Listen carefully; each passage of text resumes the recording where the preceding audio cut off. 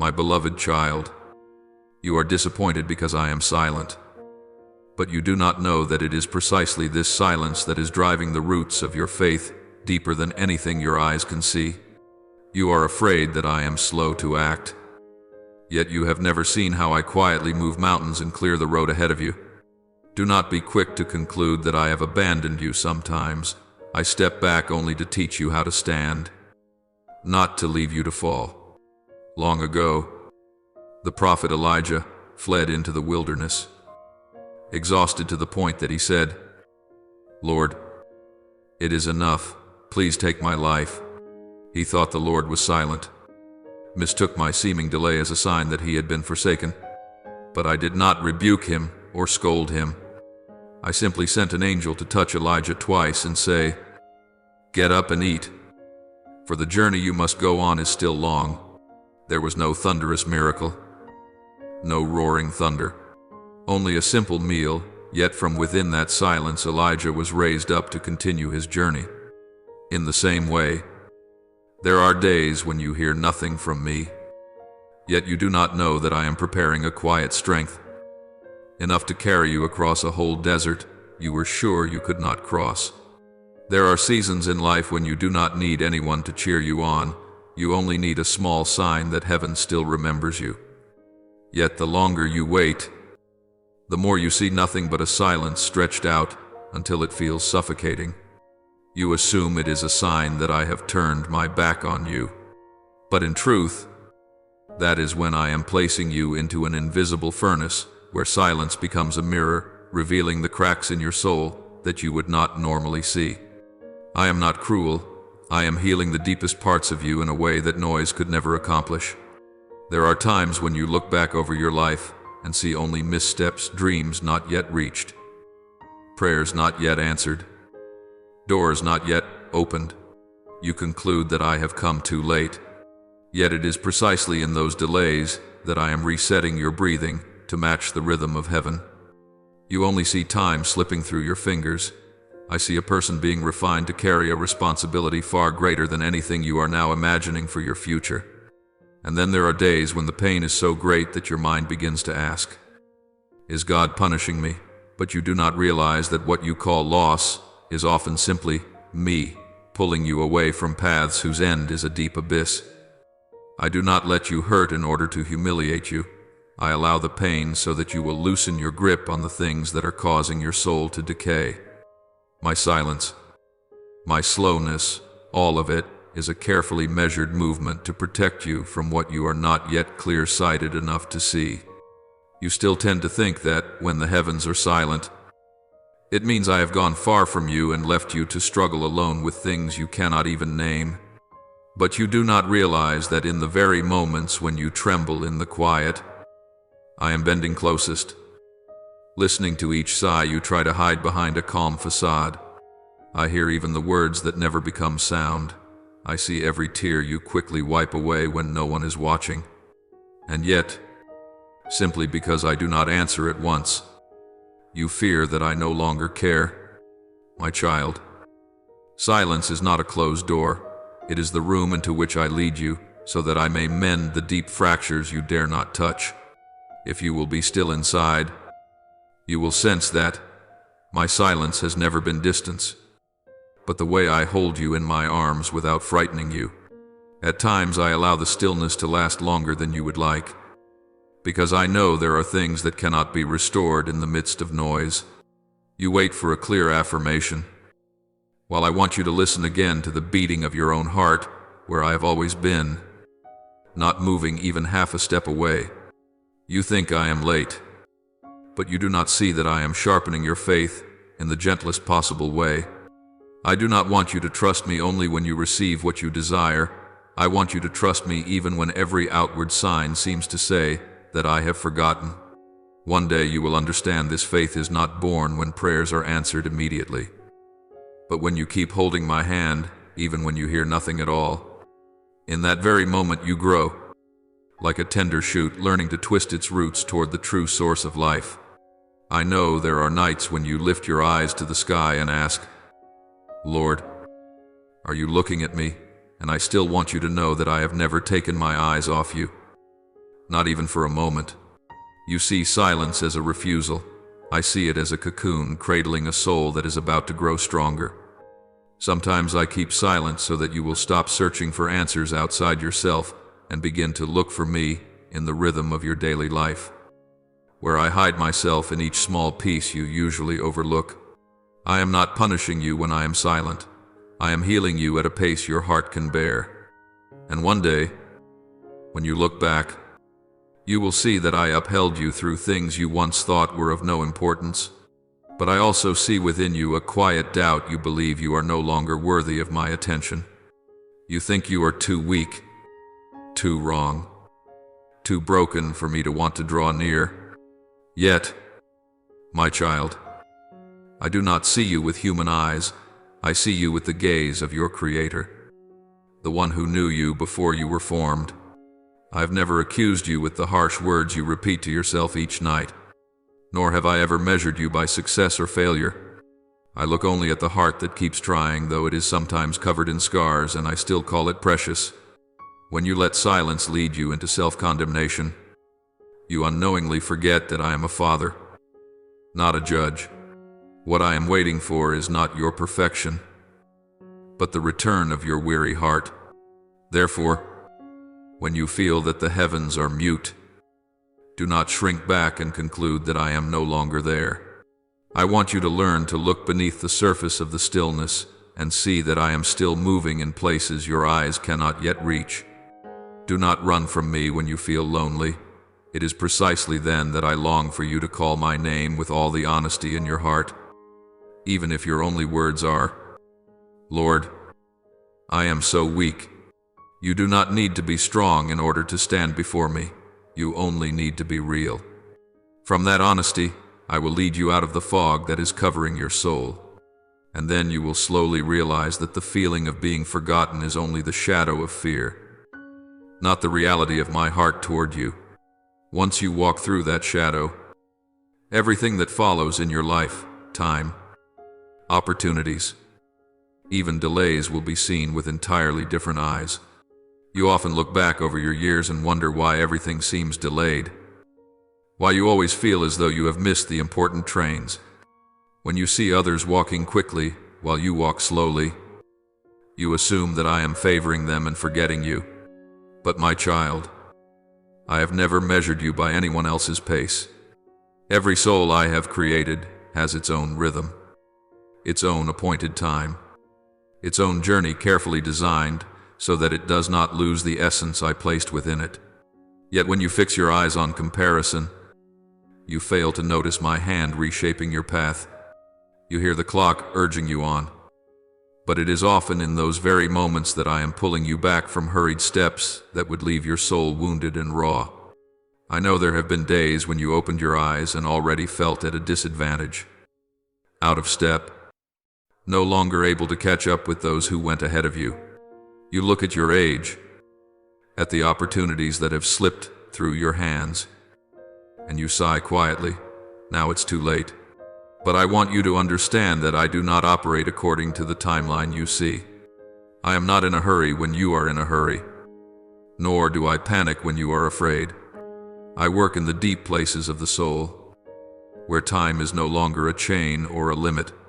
You think the long years that have passed were only an empty stretch, but they have been silently carving out perseverance, humility, and faith, things that early success rarely has the power to create.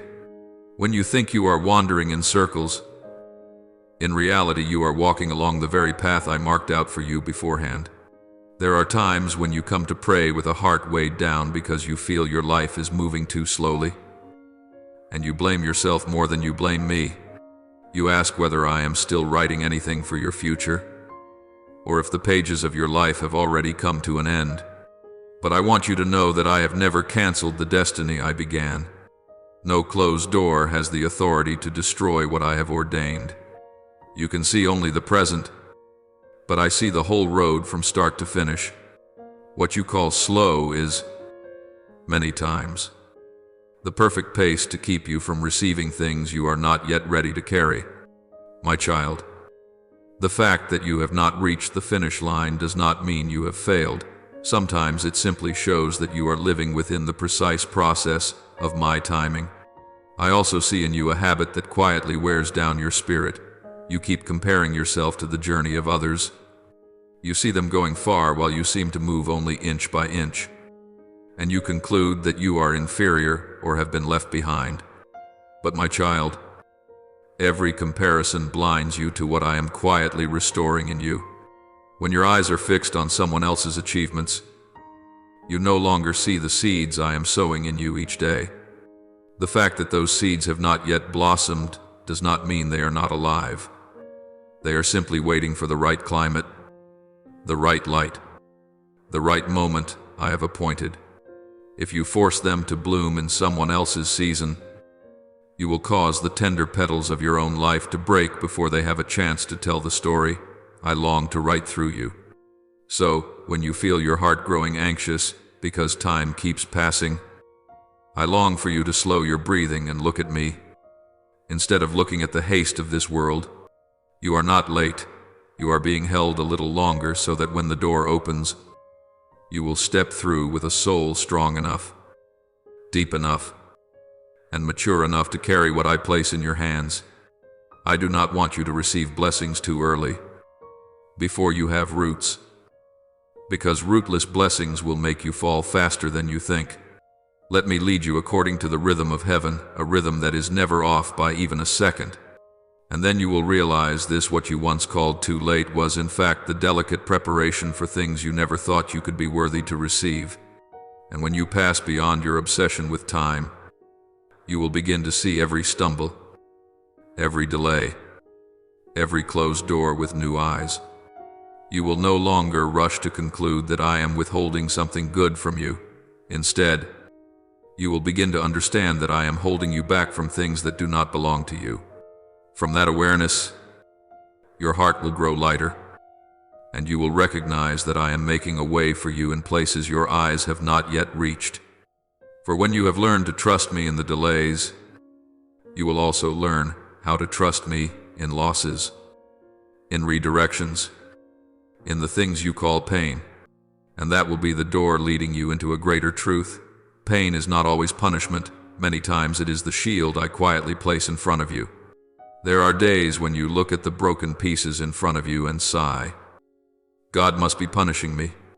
Disappointment seems to come too easily, and joy seems to arrive too late. You watch opportunities fade. Relationships that once looked beautiful begin to crack, and you conclude in silence, maybe God doesn't love me anymore. But my child, I have never used pain to take revenge on you or to push you down. I use it as a mirror so you can see clearly what is weighing your soul down, the things you have been afraid to face. If you are willing to draw near to me, you will discover that what you call unfairness is, at times, the very protection I have quietly prepared just for you. When a door closes, I see you bow your head and blame yourself, blame life, and then blame me. You do not know that sometimes I am the one who places my hand on that door and shuts it before it has the chance to crush you. There are people you thought were right for you, but I could see in advance the pain they might bring into your life. There are places you wanted to go, but I knew you would lose yourself if I let you enter, so I am forced to stop you. Even when you cry because you do not understand, you only see that you have lost something you wanted. I see that I am saving you from a wound you would not be able to heal on your own. And one day you will thank me when your heart is quiet enough to recognize that what I withhold is never less than what I am preparing for you. At times I use delays to keep you from dangers that the human eye cannot foresee. Like the time you were angry because you were stuck on the road or missed an appointment you thought was a great opportunity. You were sad, frustrated, blaming yourself for being careless. But you did not realize that sometimes those very moments of being held back are what kept you far from a crisis I did not want you to face. I do not need to perform a visible miracle to protect you. Sometimes a small delay is enough to change the course of a destiny. If you would look at your life from a wider angle, you would see that behind each late arrival, each change of plan, each lost opportunity, There is often a deliberate arrangement I am quietly putting in place. I do not boast when I rescue you, I simply act. Then stand and watch you walk on in safety. But I also know your easy habit, you tend to give me the face of those who have wounded you. When someone lets you down, you are afraid I will do the same. When someone walks away, you fear I too will leave you. And when you are in pain, you quickly assume that I am punishing you. My child, I am not them. I did not come to strike you down. I came to lift you up from consequences you yourself do not fully understand. If I wanted to punish you, I would have left you to sink deeper into your wrong paths. But no, I pull you back, even when you resist, because I know the things you cannot yet see. I love you not because you deserve it, but because you belong to me. And because you belong to me, I will not allow pain to drive you off course. So when your heart is bleeding, I do not demand that you be strong. I only want you to come near and tell me how you truly feel. Whether it is fear, anger, or disappointment, I am not offended by those emotions. I am only saddened when you try to hide them and bear everything alone. Let me step into the dark places within you, the places you let no one touch because you think they are too ugly. There I will show you that pain is only the soil being turned over so that I can plant something new. And when you allow me to walk with you, you will understand that pain has never been a full stop. It is only a comma that opens into renewal. From that awareness, you will slowly free yourself from the belief that I am punishing you, and begin to see that I am leading you toward a good you have not yet dared to believe you could receive. Then, when you have let go of your doubts about my love for you, you will begin to see events unfolding in a very different way. You will see that losses are no longer just losses, but the changing of soil for new seeds of life. You will see that turnings in the road are no longer detours, but precise adjustments to steer you away from the cliffs ahead. And you will see that I am not as far away as you thought. I am right beside you. At every step, with every sigh, every time you stand up again. Once you understand the meaning of pain, you will gently realize that not only has pain been misunderstood, you have also misjudged your own worth. And that will be the bridge that leads you to the next truth. You are not a flawed product of your past. You are being reshaped in the hands of a deeply patient potter. There are days when you look back at yourself and see only old scratches that have not yet healed.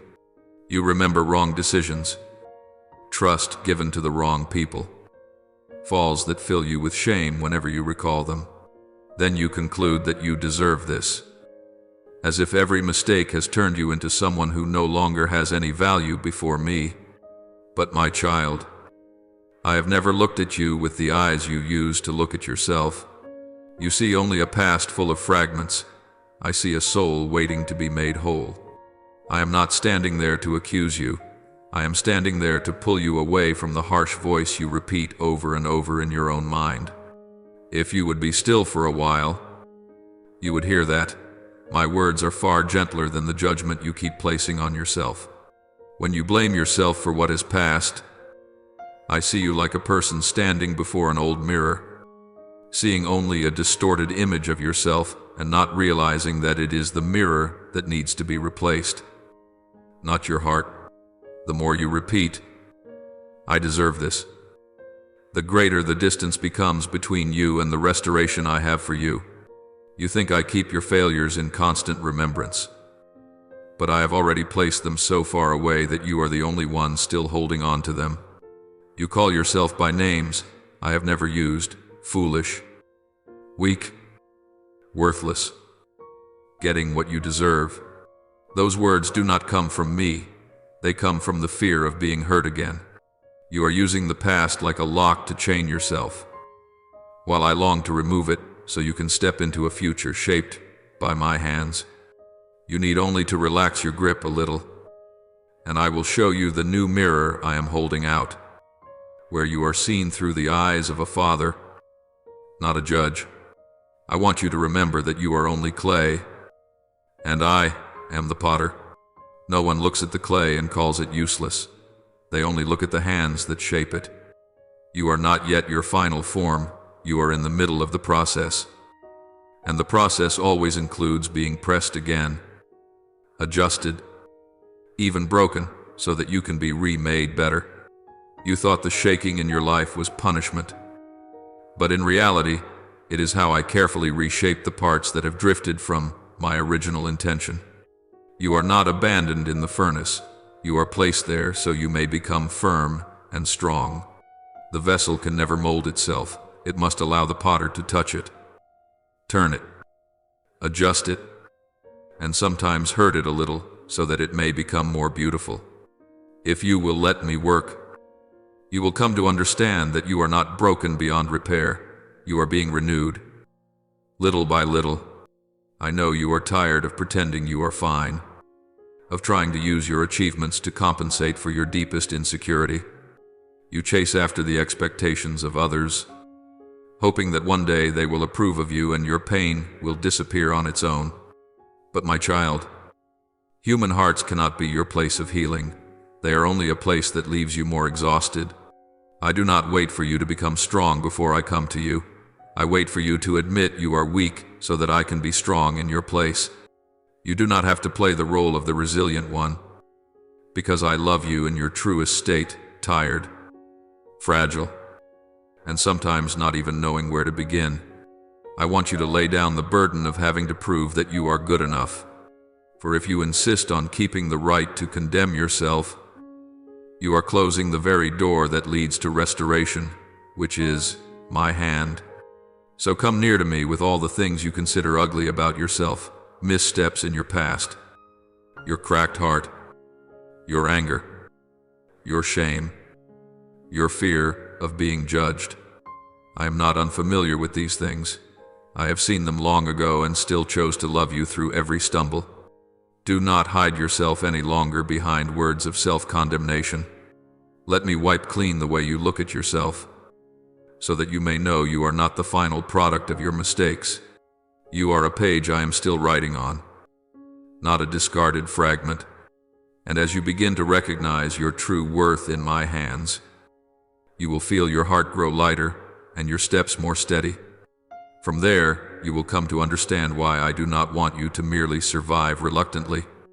I want you to rise, not only to find peace, but to become living proof that restoration is real and is still unfolding in you day by day.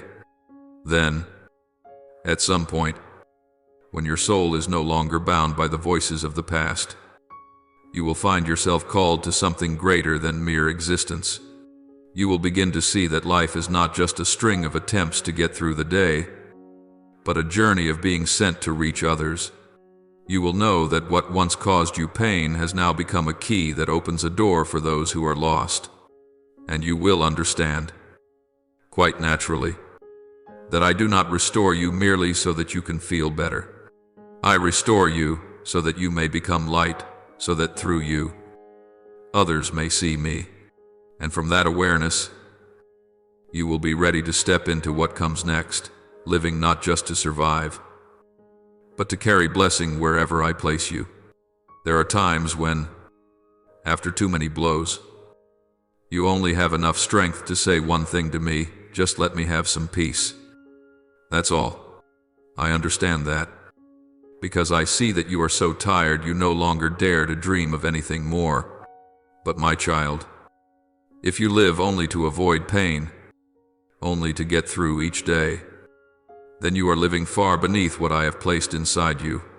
I did not save you just so you could hide in a safe corner, lock your heart away, and fear every risk.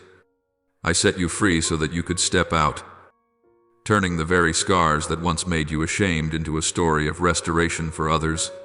If you only ask for peace for yourself and forget that I long to use your life to touch other souls, the blessing within you will slowly run dry, because it has nowhere to flow. I know that many times you have ranked yourself among the ordinary, only daring to think that it is enough just to get by, asking for nothing more. You look at those who are used and think, I am not that kind of person. And so you retreat into your small, safe zone. But my child, I do not choose people by human standards. I do not look for the perfect. I look for those who have been broken, who have thirsted, who know what the depths feel like, so that when I lift them up, they understand the true value of grace. You say you have nothing to give, but I see in you a treasure that has been formed precisely through the seasons you thought were all loss. All I need is for you to dare to place into my hands the little you think you have. I will break it, bless it, and distribute it to far more people than you can imagine. The battles you are facing are not only about money, emotions, or relationships, as you think. Behind them is a spiritual clash, because on your life there is a calling that hell is very afraid you will discover. You think you are only trying to survive the day, but in truth, both I and the enemy of your soul know that you were created to do far more than that. Every time you want to give up, there is a whisper telling you that your life is meaningless. That is not me. That is the voice that wants you to forget that you are sent, so that you will accept living like a faint shadow in this world. I did not create you to be a silent extra in the background. I created you so that my light in you, however small it may seem, would be enough to shine for someone who has lost their way. When I lift you up, even just a little, I do not do it so that you can proudly say you have made it. I place you in new positions, new relationships, new opportunities, so that through them people may see my fingerprints on your life. I do not want you to show off what you have achieved. I want you to tell of the one who led you through the days when it seemed there was no hope left. The scars in your heart, the traces of your tears, are not things you must hide. They are evidence that you have walked through the fire without being consumed because of me. When you dare to tell others how weak you once were, I will use that very weakness to comfort those who are standing exactly where you once stood. You do not need to have a perfect sermon, you only need a genuine life. And I will use that as a living testimony. Therefore, my child, do not only ask me for blessings so you can be comfortable, then clutch those blessings to yourself as if you are afraid they will be taken away. Blessing truly grows only when it flows through your life to others. If you cling to it, it will turn into fear of losing it, rather than the joy of giving. I want you to step out of the mindset of just surviving and begin to ask me, Lord, where do you want to use me today? That question will change the way you see each day, from merely counting down time to receiving every day as an opportunity to do small things of eternal value together with me. And when you live like that, you will see that every pain, every delay, every furnace you once blamed me for was never wasted. All of it has been gathered and woven into a story that only you carry, so that every time you share it, those who listen will recognize this is not luck. This is the hand of God upon a life that dared to be used by Him.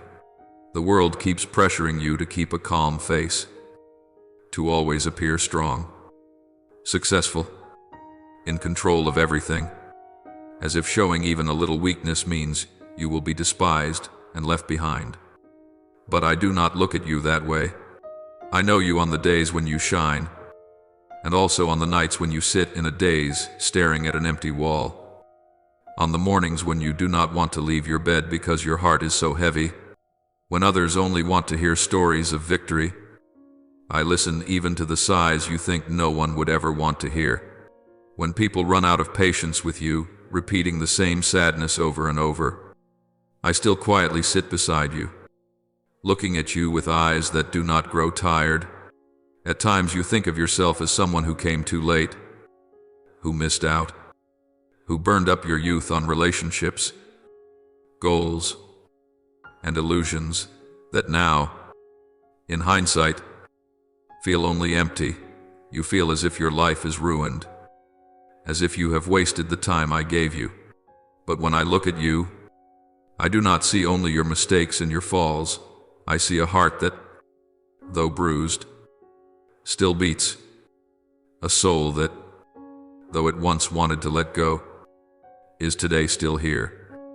Still with a bit of courage left to breathe, to exist, to dare to speak with me, to me. The fact that you can still stand after all the times you have fallen is a beauty that surpasses any title, status, or accomplishment the world praises. Trophies, certificates, and compliments will all gather dust. But a person who dares to rise after pain, who dares to return after wandering, in my eyes, that is a spiritual victory far greater than a flawless life that has never made a mistake. You are still here. You still call me Lord. You still dare to call yourself my child, even though you have often felt ashamed of your own wounds. And that pleases me far more than you think. I do not want you to use all that you have not yet done as grounds to condemn yourself day after day, like a harsh judge constantly demanding that you be the most perfect version of yourself. You do not need to stand before me as if standing in a courtroom, defending yourself and proving that you deserve another chance. I already know everything. I am not holding a comparison chart in my hand, measuring how many years you are late, how many steps behind, how many opportunities you have lost. You are you, not a copy of anyone else. And the journey I am writing for you does not duplicate anyone's path. Every child I create has a unique rhythm, and if you keep forcing yourself to run at someone else's pace, you will collapse before you ever reach what I truly intend for you. I understand why you keep comparing yourself to others, because you are afraid of being forgotten. Afraid that if you are not as good as they are, you will be left behind. But in my kingdom, no child is surplus. No one is left over. No one is too late and therefore has no share. Those thoughts do not come from me, but from the fear in your heart, from the voice of the world that keeps demanding you prove your worth by results, by speed, by position. I do not see you that way. I see you with the eyes of a father who has watched every step you have taken from childhood until now, who knows every season you have smiled, every season you have wept, every time you have tried so hard that even you did not notice how much you had already given. Every promise I have placed over your life has its appointed time.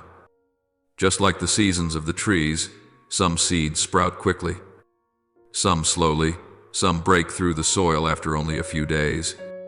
But there are also seeds that must remain hidden for a very long time in the dark earth before they rise into a sturdy tree. You often only like what is instant miracles that happen quickly.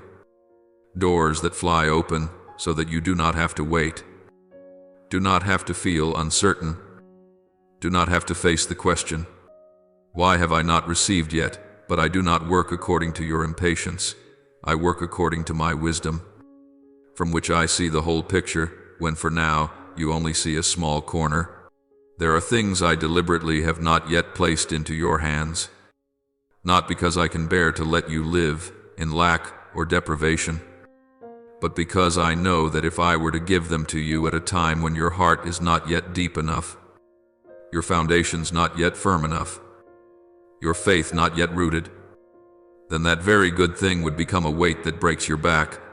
I do not want blessing to turn into chains. I do not want grace to become the very reason that draws you away from me or away from your true self.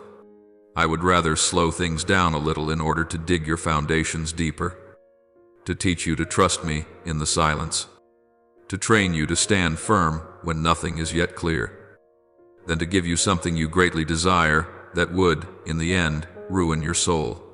You often think that in these past years you have gotten nothing, that you have missed your youth, killed time in foolish choices, in misdirected relationships, in jobs that led nowhere, in long repetitive days where you saw no progress. You look back and see only a chain of waste for your life. But I see those years as a hidden workshop of refinement that few notice. I have used those seemingly meaningless days to soften you in the places where you were stubborn, to make you more sensitive to the pain of others, to break the deep, secret pride that you would not have recognized if you had succeeded too quickly. I have used the wounds in your relationships to teach you to discern what true love is and what exploitation is, so that next time you can recognize the real value of those who know how to cherish you.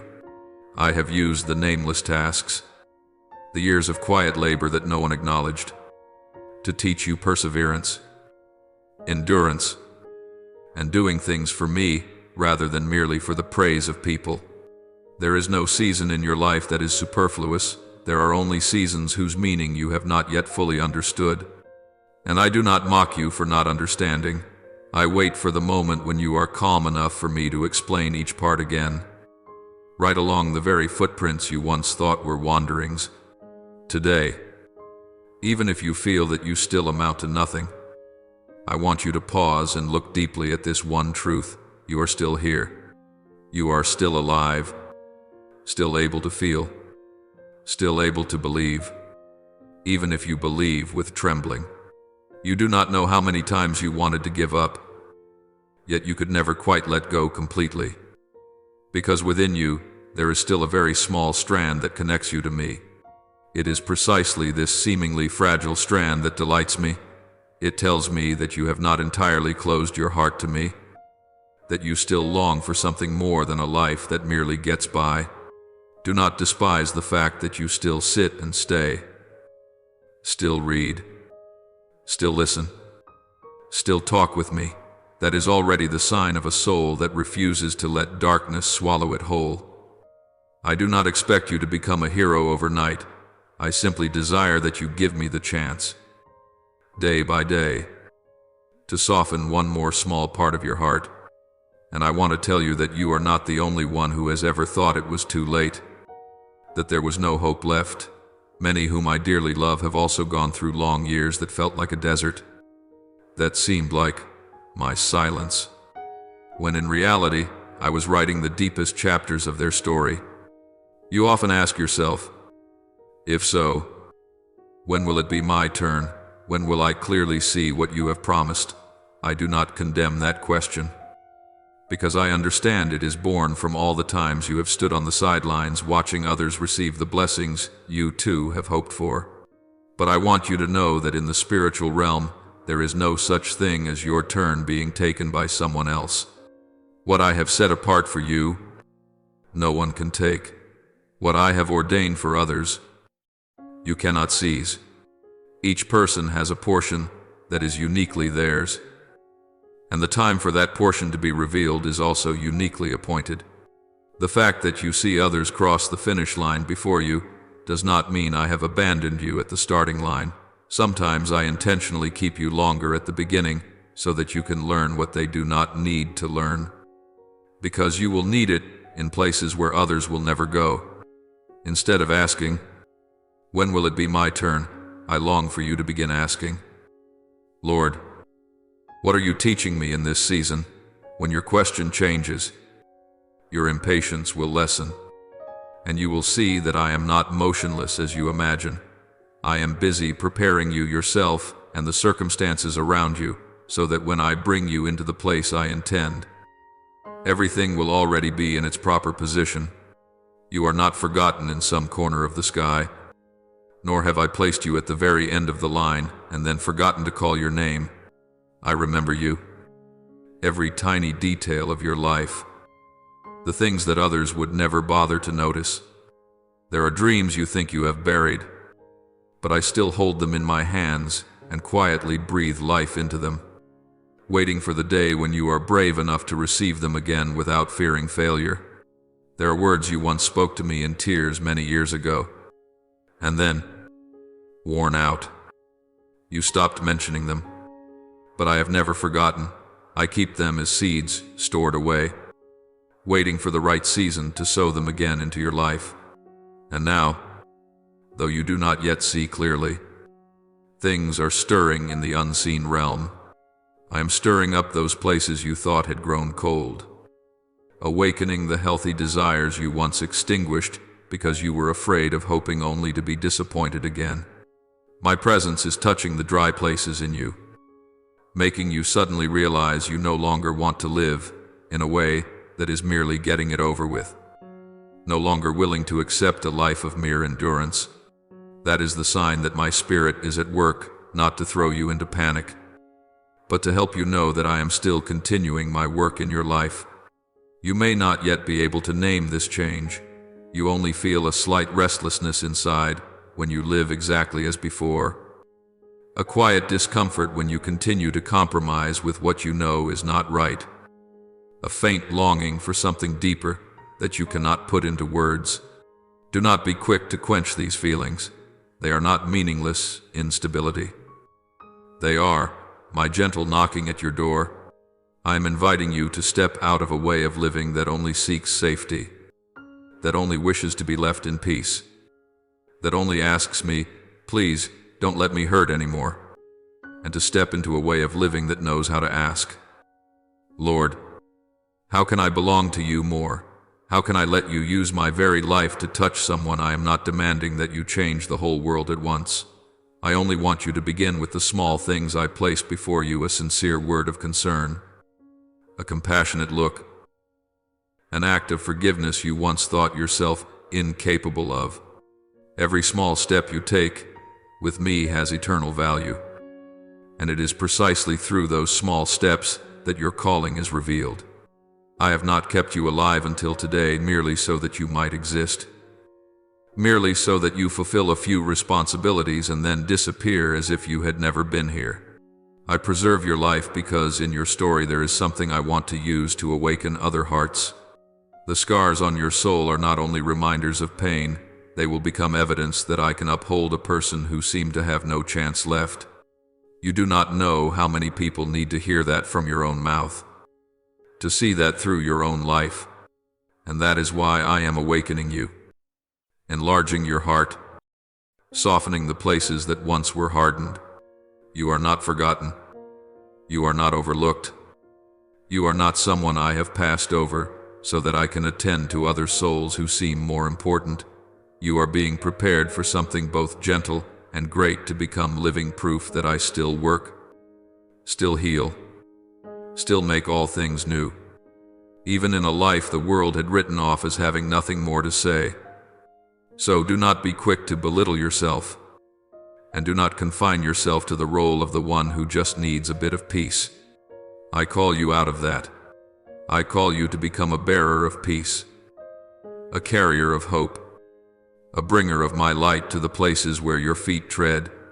And as you step into this, you will realize that every delay, every silence, every year that seemed utterly wasted was in fact the path along which I led you the long way around, so that today you can stand in my plan without the fear that once gripped you. Have you ever noticed that right in the middle of days that feel pitch black and utterly hopeless, there is still something very quiet stirring in your heart, like a gentle breath threading its way into your chest, like a fragile beam of light that the human eye cannot see, yet your soul recognizes so clearly? Sometimes you do not know what to call it. You just suddenly feel like crying for no specific reason. You just sense deep within a strange kind of expectancy, as if something greater, purer, truer is slowly drawing near. You think it is only a passing emotion, but I want you to know it is the sign that I am rekindling a new life within you. Not the rushed kind of beginning the world offers, but a quiet yet enduring inception where I do not merely adjust a few external details, but change the way you see yourself, see me, and see this world. You often shrink back, thinking you are too ordinary, too small, too full of mistakes, too late for anything that could be called being used by God. But you forget that I have never written any plan based on the standards of the crowd. I do not look at your age to decide whether you are still in time or already too late. I do not use your failures to stamp ruined over your life. I am the one who has always chosen those who were overlooked, who keeps calling the names of those whom no one seems to count, who raises up souls that once condemned themselves. I am a father very different from any face you have ever met.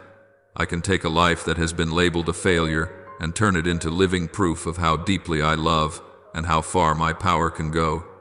The weaker you are, the more easily you can become a clear glass through which My light can pass so that others may see, because then they will no longer be able to say, "That is your strength." They will only be able to acknowledge, "Surely someone must have intervened." But my child, for you to become that kind of witness, I have had to guard you many more times than you realize. If one day you were to sit down in silence and honestly ask me, "Lord, how many times have you protected me without my knowing it?" you would probably fall quiet in astonishment. Do you remember the time you were so upset because of a traffic jam?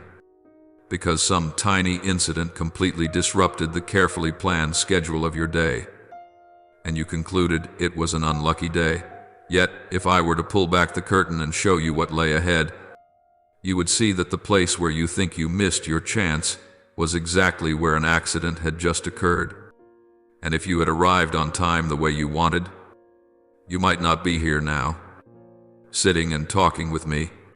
Do you remember the phone call you were waiting for? The promise that seemed as solid as stone, and then suddenly went silent, without a single explanation. You lost sleep over it. You decided you weren't good enough. That's why they failed to show up. Why they changed. Why they abandoned you. But when I saw that call never come, I saw your future being shielded from a relationship that would slowly erode your dignity and your peace. I know which sweet words would turn into chains. I see in advance which smiles would become blades. I can measure the depth of the wounds you would never be able to foresee. That's why there are messages I do not allow to be sent, promises I allow to break, golden opportunities I myself let slip out of your hands. Even as I hear your sighs, even as I see you blaming yourself, blaming others, and even blaming me, I take no pleasure in seeing you cry over such things, but I accept letting you hurt a little now to spare you from a pain 1,000 times greater later on. You look at a single door as if it were everything, but I see the entire corridor that stretches out behind it. Some invitations seem so desirable. Some relationships appear so complete. Some projects look as if they will bring you status and a name. Yet hidden inside is the price your soul would have to pay. Sleepless nights, the distortion of your character, the gradual loss of the simplicity in you that I love. I cannot allow you to trade your soul for something flashy and short-lived. That is why there are times I choose the way you least expect. I slam that door shut. I sever the connection you want to keep. I let everything fall into a strange, heavy silence. To you, it looks like loss. To me, it is redemption. You ask why I do not explain immediately. It is because if I told you everything, you would trust me out of fear, not out of love. I want you to learn to trust me even when you are not given all the data, so that your faith is not a bargain, but a true surrender. Everything I do, whether it is making a way or blocking a path, adding or taking away, all flows from the same source, an unchanging, inexhaustible love for you. This love is not the kind that spoils you by giving you whatever you want, nor is it the cold kind that throws you into tests merely to check your loyalty. It is like a father keeping a knife out of the hands of his little child, even when the child cries and demands it, because he knows those tiny hands would wound themselves. It is like a doctor pressing on a wound to remove what does not belong there, causing you greater pain for a moment so that you will not be infected later. There are times I allow you to pass through things that bring you to tears, not because I enjoy seeing you collapse, but because I know only such experiences can awaken in you a new depth, a compassion you did not have before for the pain of others. I do not waste your tears. Each drop is received by me, remembered by me, and used by me to soften your heart so you will not become numb in a world full of hurt. When you begin to recognize this, you will stop seeing every disruption in your day as a bad omen or bad luck, and you will be slower to conclude that I am against you whenever your plans fall apart. Instead, you will learn to ask a different kind of question, Lord. In this situation, what are you protecting me from? What are you teaching me? What are you preparing me for ahead? That question is not the question of a resigned victim, but of someone beginning to step into spiritual maturity, where they no longer see themselves as a victim of circumstances, but as one who is being led in every step. When your mind shifts from accusation to seeking meaning, you will sense a deeper peace even before anything on the outside has changed. You will no longer need to hold everything in your own hands, because you know that I hold what you cannot see. And then you will understand more deeply a truth you once only heard with your ears. Nothing comes to you without passing through my hands first. And my hands never do anything except out of love for you. Do not think that these quiet protections are merely so you can get through life in peace and nothing more. I do not guard you from one danger just so you can turn your back and continue living as if I were never there. I preserve you because you are part of a larger plan that I am unfolding on the earth. Every time I pull you back from some pit, I am not thinking only of you. I am also thinking of the people you will one day meet, those who stand at the very edge you once stood on. I want that when you look at them, you will not only see their problems, but also recognize your own reflection from years past, so that you can offer them not just advice, but testimony. I have been there, and this is how the Lord brought me out. That is why I do not erase every trace of the battles you have fought. I only draw out the poison, leaving the wisdom so you can become a support for others. The blessing I pour into you is not meant to be a stagnant pond, but a living stream flowing through you to water other dry and thirsty places. When you realize that you are saved, preserved, and protected, not just so you can be safe, but so you can be sent, you will begin to live with a different posture. You will ask less often, when will I receive more, and more often, today, what can I give to someone from what I have already received? You will fear loss less, because you will recognize that the one who has kept you from countless dangers, who has broken traps you never even saw, is surely able to provide everything you truly need as you live for his purposes. You will no longer live like someone who only hopes to escape disaster, but like a person who knows they are in the army of a good king, a king who does not push you alone onto the battlefield, but also does not leave you forever hiding in a shelter out of fear. I want you to step out, fully aware that every step, every word, every choice you make can be a channel through which I touch someone. And once you begin to live like that, the traffic jams, the unanswered messages, the calls that never come, the plans that remain unfinished will no longer be unhealed wounds, but signs that remind you, my love always goes ahead of you, even when you don't see it. My child, everything I have done, I am doing, and will do in your life, both the things that made you rejoice and the things that once made you weep in confusion, all weave together into one single story, the story of a God who does not abandon, does not make mistakes, does not arrive late, and never does anything except what is good for those who belong to him.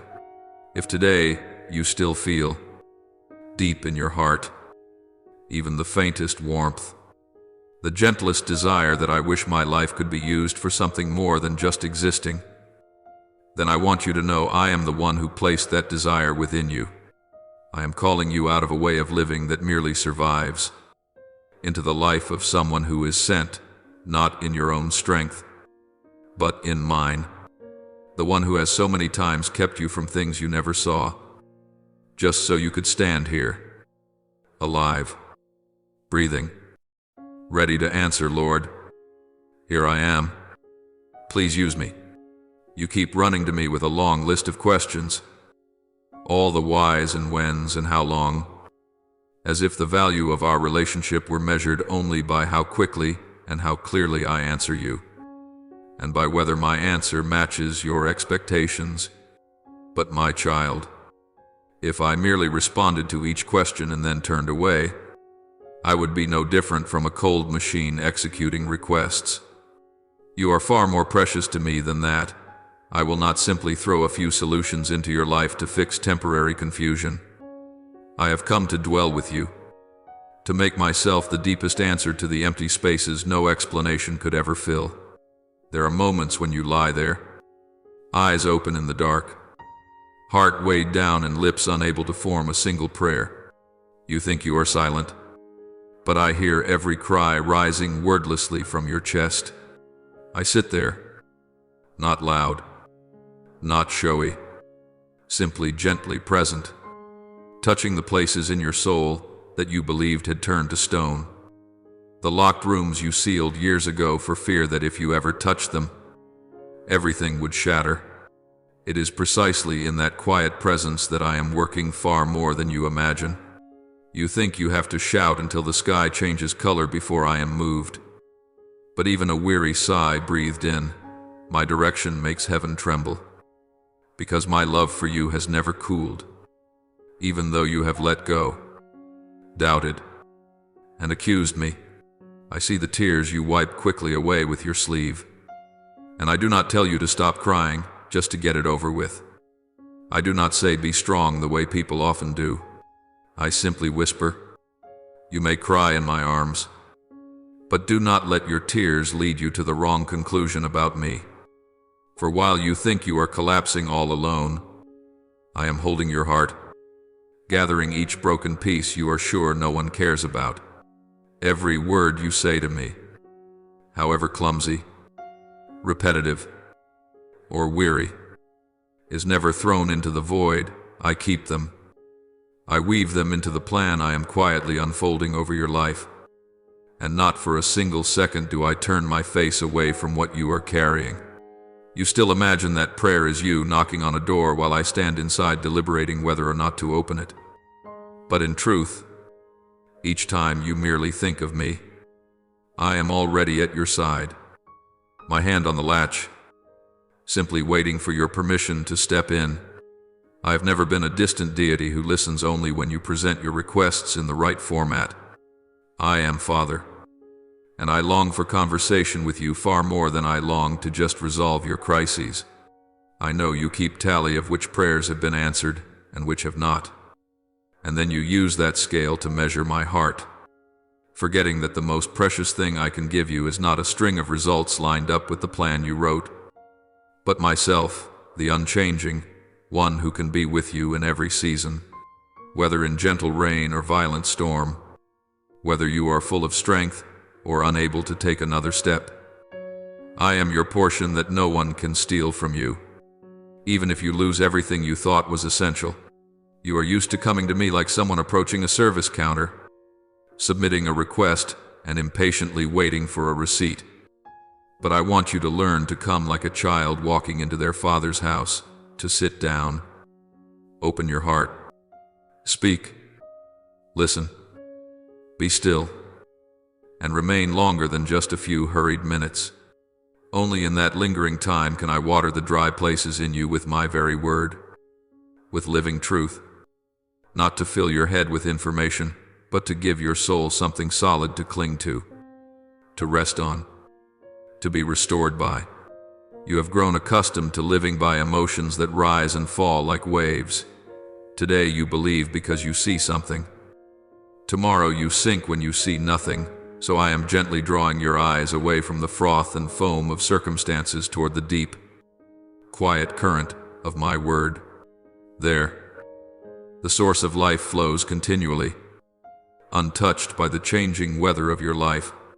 When you are willing to spend time with me, to read, to ponder, to converse with every word I speak, and to place your own honest questions within them, you will find yourself like one who has discovered an underground spring, quiet yet enduring, unseen yet nourishing an entire field.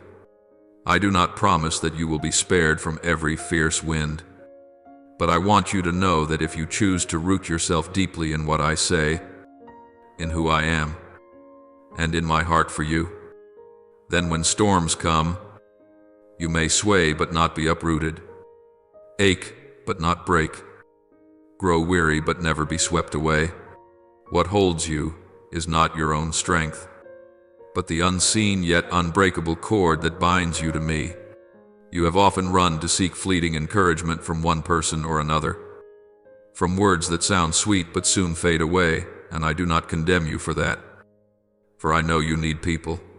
Yet I do not want you to stop at such fragile supports. I long to be the foundation upon which every relationship, every dream, every plan of yours is built, so that when one brick falls, the whole house will not collapse upon you, for the foundation is me, not anything else. When you live continually with the thought of just one more day to get through, you will only gather for yourself, hoping the waves won't strike too hard against your own life. And in doing so, the blessing within you grows stagnant, like a pond without an outlet, whose waters slowly turn murky. But when you begin to dwell with me, to understand me, to drink from my source, you will see that you are called to become a small channel, carrying living water from within you to other dry places. Then, blessing will no longer be something you clutch in fear of losing, but a current that grows clearer the more it flows, richer the more it gives. I see within you capacities you have not yet dared to believe in, the experiences you've walked through, the pains you have held. All these, when immersed in my presence and my word, become the precious substance that allows you to embrace another who is weeping in the same place where you once fell. You will not comfort them with empty phrases, because you know how real that pain feels. And in that moment when you reach out your hand to them, I am there speaking through your words, shining through your eyes, and using the scars that have healed in you to whisper to them that I am near to them too. You may think you are not mature enough, not wise enough to support anyone, but never forget it is I who do the work. You are only the vessel, the lamp. Your task is not to create your own light, but to keep the oil, keep the flame, keep the connection with the source.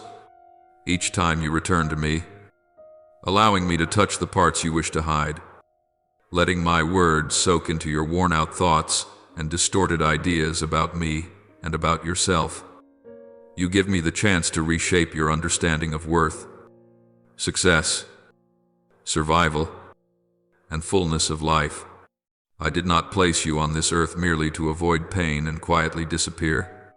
I placed you there so that amid unpredictable storms and sunlight, you would stand as a small but clear sign that I am real, that I still act, still save, still transform, still walk beside my own. I want you to know that every moment I spend with you, speaking, comforting, correcting, is never wasted grace. For from those quiet encounters you will rise with new eyes, new steps, and a new heart. Those around you will sense something hard to name, yet unmistakably real and magnetic. It is my fragrance upon you, not outer brilliance, but a deep peace, a strange patience, a gentleness amid tension, a steadfastness amid uncertainty. All these fruits I grow in you are not for you to admire yourself, but so you might become shade for someone weary and thirsty. My child, I am inviting you to step out of the kind of life that keeps asking, Lord, when will I finally be at peace, and begin whispering instead, Lord, I want to know you more. I want to understand what you are doing in me, so I can be a blessing to someone else. When you shift your question like that, the whole center of your life begins to change. You will no longer see me as a machine that meets your needs, but as a father patiently training you, both tender and firm, comforting and instructing. And from that place of intimacy, day by day, quietly, I will transform one who once only knew how to survive into one who knows how to bring life, not by their own strength, but by the flow of life I have placed within and through them, reaching even the places they never imagined. Now, I invite you to pause and lay down the noise around you for a moment. Whether you sit in a small, crowded room, on a packed bus, or in a corner cafe where no one knows your name, I still call you to one simple act: close your eyes, not to escape reality, but to give me a small open space amid the chaos of your thoughts. You do not need to strain to feel anything or imagine something lofty. Just breathe slowly, release your grip, and let your soul grow quiet. In that very moment, I am already there, not in some distant heaven, but right beside you, like the quiet embrace of a father covering his exhausted child who has no words left to speak. What you thought was an empty void within is the very place I have chosen to enter. If only you will open it to me. As your heart settles, you will begin to sense a gentle warmth seeping into places you thought had long grown cold. It is not loud, not dazzling like fireworks, but like a soft stream flowing through the desert of your soul. I do not come to make you tremble in fear, but to lift the heavy stones you have grown used to carrying. My love is not a theory for you to memorize. It is a living presence surrounding you, touching the places no one else has reached, not even you. There are depths of loneliness you've never dared to speak of, yet I have chosen to dwell right there. And as I do, you will gradually sense something shifting inside, not that all darkness vanishes at once, but that a single beam of light shows you are no longer sitting alone in the night. You will not leave this moment the same as when you entered it. I do not promise that every problem will disappear after a few minutes with eyes closed, but I promise to touch the places you have avoided for years. Sometimes, a single moment of letting me come close loosens the chains that have long bound your heart.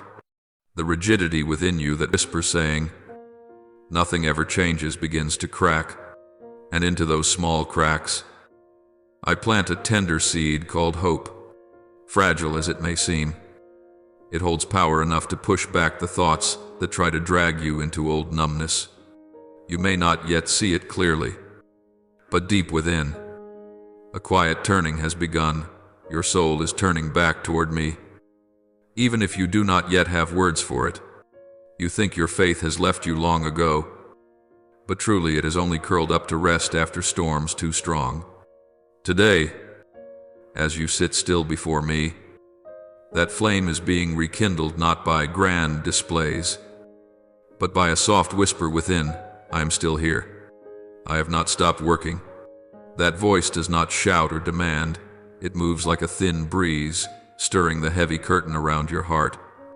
You may not understand how, but among your usual flood of weary thoughts, a small question flickers. What if there's still hope for me in that very question? Faith is lighting its first sparks again. It does not deny the wounds you have suffered, but it gently tells you that those wounds are not the final chapter. Perhaps these days you felt a strange restlessness you can't explain.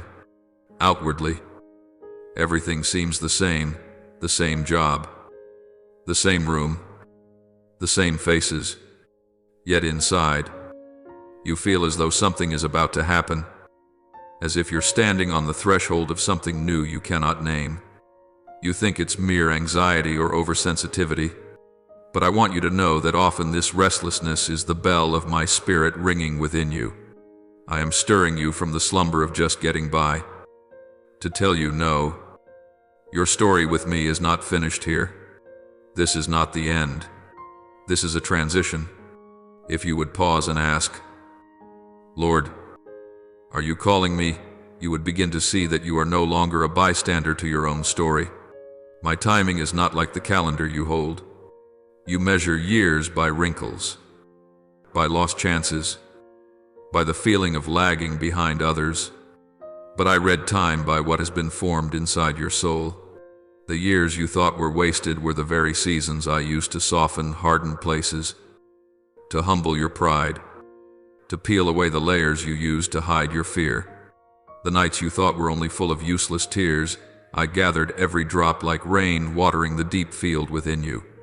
When the storms have passed, those tears will become the roots that anchor your faith deep into the soil, so that when new winds rise, you will not be uprooted as easily as before.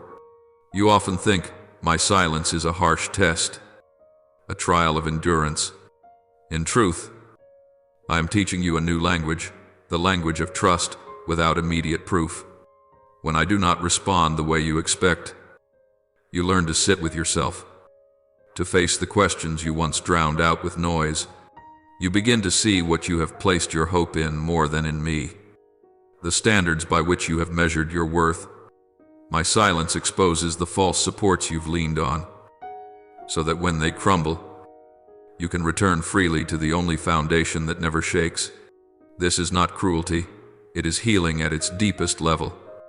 I know there is still a voice inside you that whispers, it's too late for me.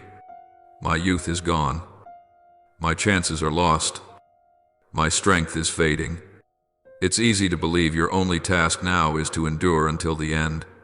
But my child, I have never been bound by age, circumstance, or the record of your past. I once called a man when his hair had turned gray, when he had resigned himself to small expectations, and from him I raised a nation beyond counting. I once sought another who had fled from his past and lived quietly in the wilderness to forget his old dreams, and into his hands I placed a mission that changed history. These stories are not ancient legends. They are my reminders that I do not only work with those who start early, I delight in beginning again with those who think they are finished. You are not in the wrong place. You have not wandered so far off the path that you cannot come back. Even in the darkest bends of the road, I am still weaving every detail in preparation for what lies ahead. You, as you are now with all your scars, the costly lessons, the painful falls are exactly the person most suited for the next part of the journey I am unfolding. Not the version scrubbed clean of every trace, not the perfect image you try to perform, but you, as you are in this very moment, are the material I desire to work with. I have placed you here, in this time, in these circumstances, not because I ran out of options and had to settle for you.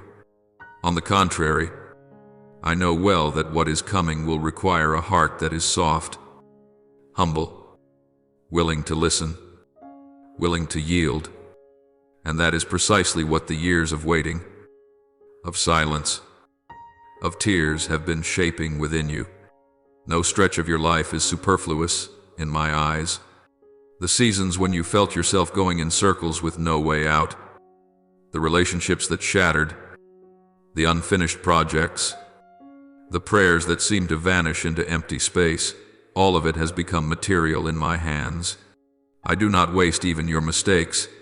I turn them into experience, so that later you will know how to support others who stumble in similar places. I do not waste the nights when you collapsed over your desk from sheer stress. I use them to deepen your understanding of the weariness in the person beside you. I do not waste the times when you thought you had ruined everything. I make them the foundation on which you learn about grace. In my hands, no shard of your life is reduced to mere rubbish.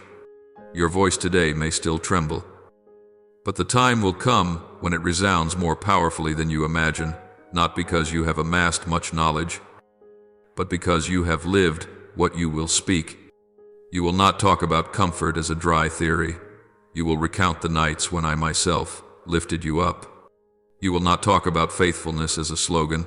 You will recall the days when you thought I had abandoned you and then suddenly realized I had never left. And when you open your mouth to share, hearts standing on the brink of despair will receive a new hope. They will see that if I could do this with you, I can do it with them as well. Your testimony then will be like a key unlocking the invisible chains in the hearts of those who listen. You are not merely someone who has suffered. You are the pathway I want to use to carry my grace into places where you yourself once longed for someone to come to you. You are a flowing stream, not a stagnant pond. The blessing that flows through you to others will in turn refresh you. You are a bridge, linking those who feel excluded to the love they never thought they could have. You are an instrument in my hand, sometimes tightened, sometimes having loose strings removed, sometimes enduring, jarring, off-key sounds, so that afterward you can produce a truer tone. Every note in the song of your life, whether low or high, I know how to weave into a composition that only you can play. What now looks in your eyes like chaos, confusion, and fog ahead will, in time, be arranged by me into a path clearer than you expect. I do not promise that you will see the whole picture by tomorrow, but I will give you enough light for each step, as you learn to live not merely for your own safety and comfort, but to join me in a larger story. You will find the meaning of each day lifted to a higher level. Fear will no longer occupy all the space in your thoughts, because it will have to yield to a new awareness. Your life has a reason to exist, and I am the one who has been, is now, and will continue using everything, even what you do not understand, to complete what I began in you. From that place, you will have the courage to open your eyes, not to return to old ways of living, but to walk as someone who knows you are in the hands of the one who never abandons you and never comes too late. My child, I see clearly how tangled your heart is right now, with worries smoldering day after day and negative thoughts like a shadow always chasing behind you, making every step feel heavy and even breathing feel exhausting. Yet in the very moment when you think you are carrying everything alone, I am quietly doing this one thing little by little. I am loosening the invisible cords that bind your mind. I am touching the deep places in your heart that you have long avoided for fear that contact would only add to the pain. I do not come to reproach you for being weak. I come to gently draw out of your heart the seeds of fear that have taken root for so long. The old voices that told you that you are inferior and unworthy of love. When I touch the memories you locked away, it is not to make you relive the pain and blame yourself, but so that I can wipe away the thick dust covering the little heart that I loved long before you knew how to call my name. You have grown so used to living under a heavy weight that you have come to think it is normal. But I say to you, I did not design you to live forever in such a state of weariness. You were created to breathe deeply, to walk steadily, to face life with a heart that no longer trembles in fear of being hurt again. I am gradually replacing the negative whispers inside you with my words, words that tell you that you are not a burden, not a mistake, but a child I cherish, protect and hold dear. I see every time you try to appear strong while inside you only want to give up. And it is into that very place that I am pouring my peace, not the kind of peace that makes you avoid reality, but the peace that enables you to stand firm in the midst of what has not yet changed. You were not born to spend your whole life bent under the weight of other people's opinions, dodging their gaze because you are ashamed of what you have gone through. I made you so that you can lift your head, even with eyes that have often been filled with tears, and dare to believe that your worth does not rest on praise or criticism, but on the fact that you belong to me. Though there have been those who called you names that wounded you, though there are words like blades still echoing somewhere in your memory, the final word over your life is still my voice, not the voice of anyone who has ever hurt you. You may have heard far too many times that you are nobody, that you can do nothing, that your future is nothing but a blur. But I do not agree with those words at all. I know how many dark days you have survived that no one else knows about. I know how many times you swallowed your tears just to keep going. And because I know all of this so well, I say to you even more firmly, this will not end with you living in fear forever. This is not a full stop, but a transition, a turning point where I use my hand to change the direction of your life story. You have believed that you would remain stuck forever in a hazy season, not knowing how to move forward.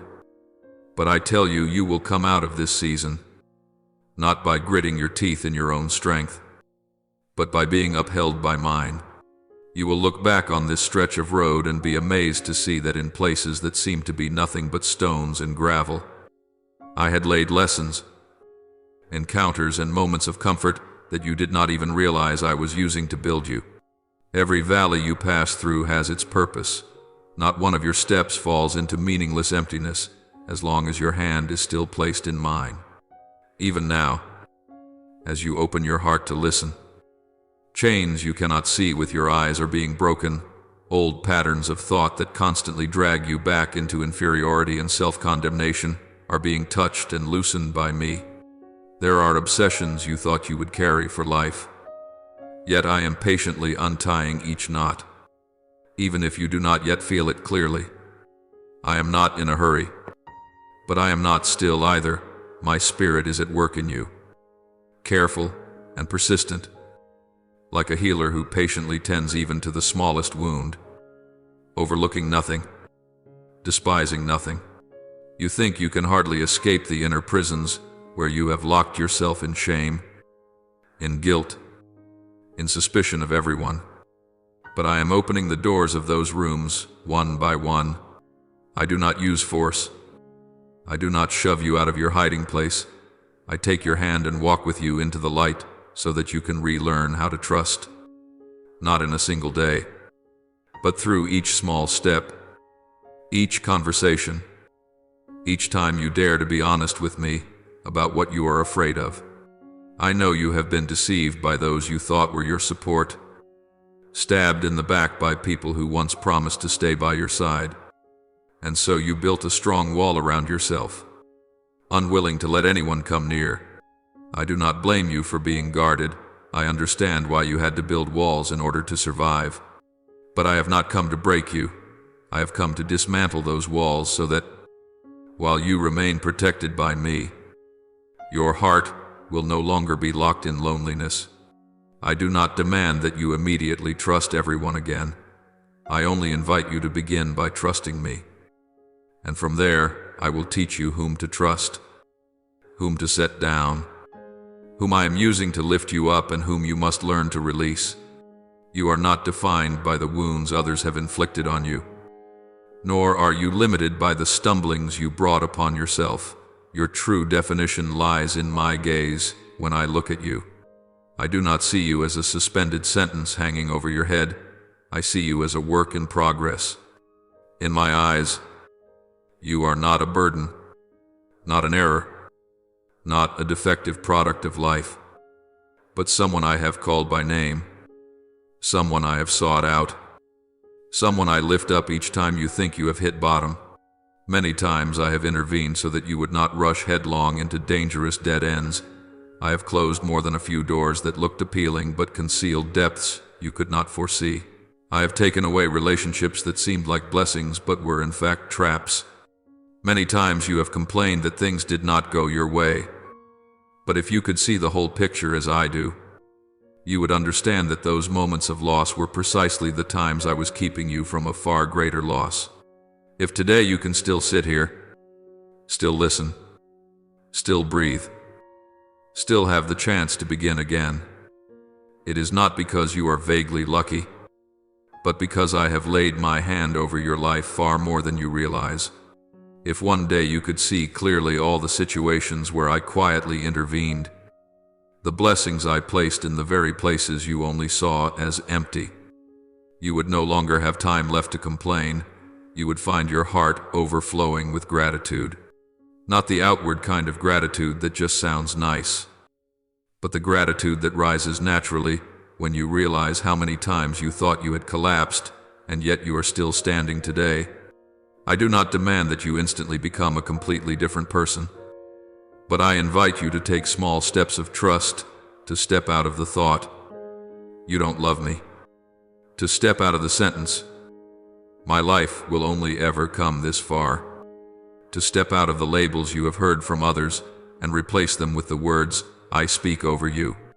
Each day you choose to trust my words a little more, just a little more, is a day when the weight on your shoulders grows lighter, and the blessing within you begins to flow instead of stagnating. I do not only want you to be able to breathe, I want you to truly live. to live with the awareness that you are loved, kept, and sent, that everything you have gone through, both joy and sorrow, can become precious material that I use to uphold those who suffer as you have. When you grasp this, you will no longer see your life only through the lens of a victim, but will begin to recognize that you have been, are being, and will be turned by me into a witness to a love that does not abandon, does not turn its back, does not grow tired of repeated wounds. And on that journey, I will still be here, continuing to set you free, continuing to uproot fear, continuing to pour out peace, until you can smile and say, "Thank you, Lord, that even the things I never understood, you have used to save me and make me new." I say to you, things are not ending here. What you see now is only the opening margin of the story I am writing over your life. There are many dreams you once folded away, many prayers you thought had fallen to the ground, with no one to pick them up. Many plans you buried deep because you believed it would never be your turn. You see them as things that have vanished. But I have stored them in a safe place, waiting for the right moment. I do not throw away what I have sown in your heart and then stand by watching. I delay only because I know that if these things came too soon, they would break you rather than grow you.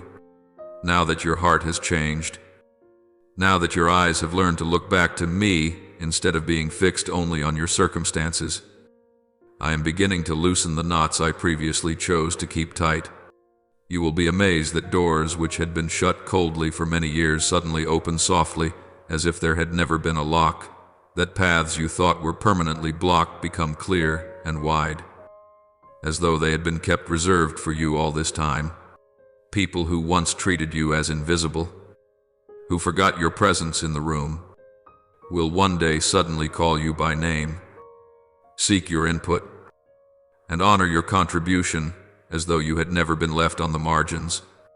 In the areas where you have long lived in lack, whether in finances, in relationships, in opportunities, or simply in the small measure of recognition every human heart needs, I will gradually fill them, not with noise or fanfare, but so clearly that even you must admit no human strength could have arranged it.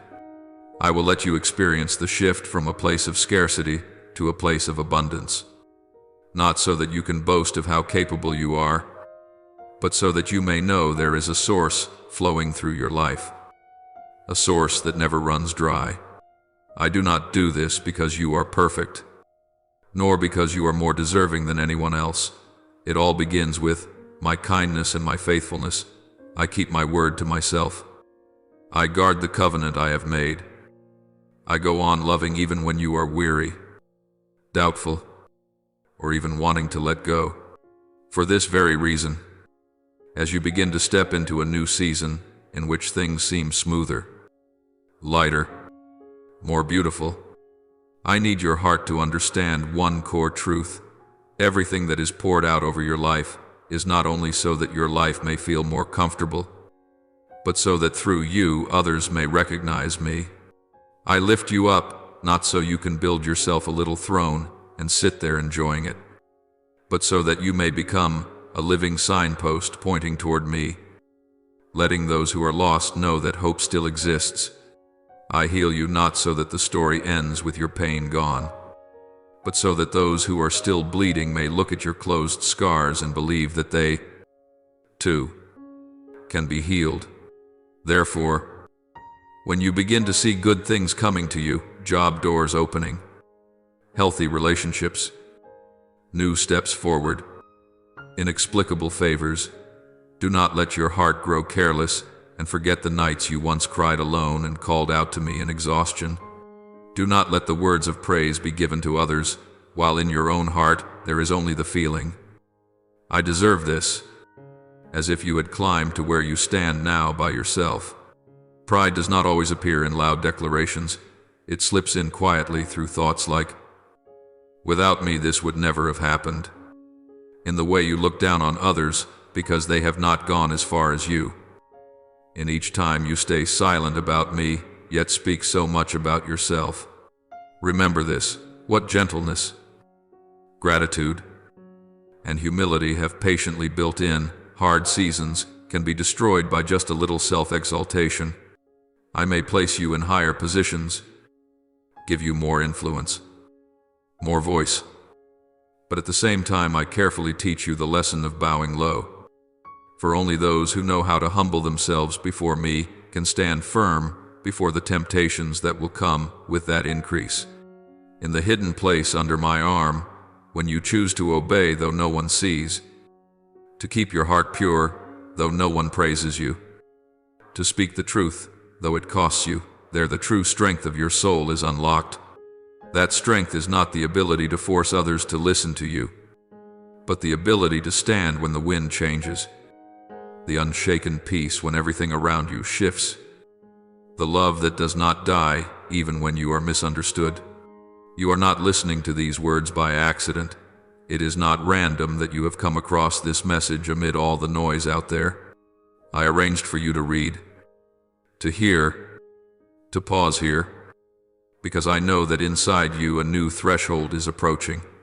This is not just a sentence to make you feel better for a few minutes. This is a word that awakens the deepest part of you, the part you let fall asleep because you were afraid to hope and be disappointed again. I am touching what once burned bright, but has been covered by your dust. I am calling back the dreams that are from me, which you abandoned in order to live a safe life. When you feel your heart stirred, your eyes sting, or a strange longing rise up, that is not just a passing emotion, it is faith coming back to life. The seed of life in your soul pushing up through the soil of doubt. I do not promise you that from now on everything will be smooth and without hardship.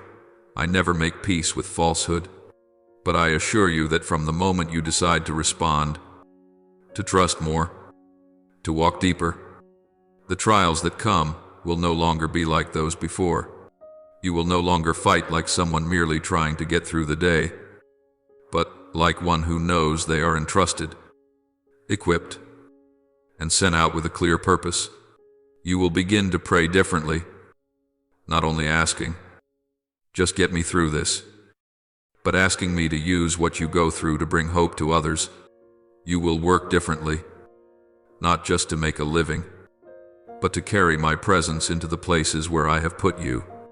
You will love others differently, no longer with a draining, demanding love, but learning to love as I love you proactively, patiently, ready to forgive.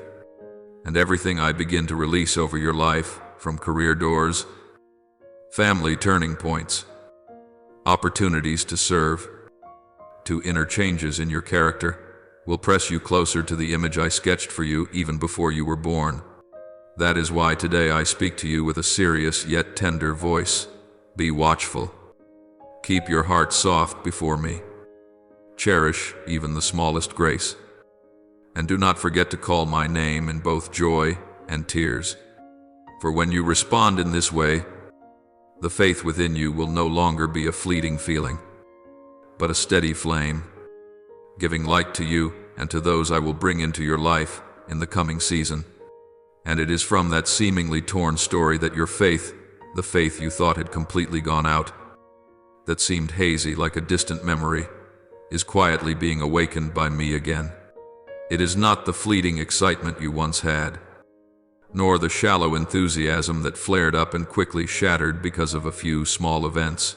It is a faith that has gone through fire, been tested in tears, has questioned, doubted, wanted to give up, yet in the end still chose to cling to me when there was nothing else to hold on to.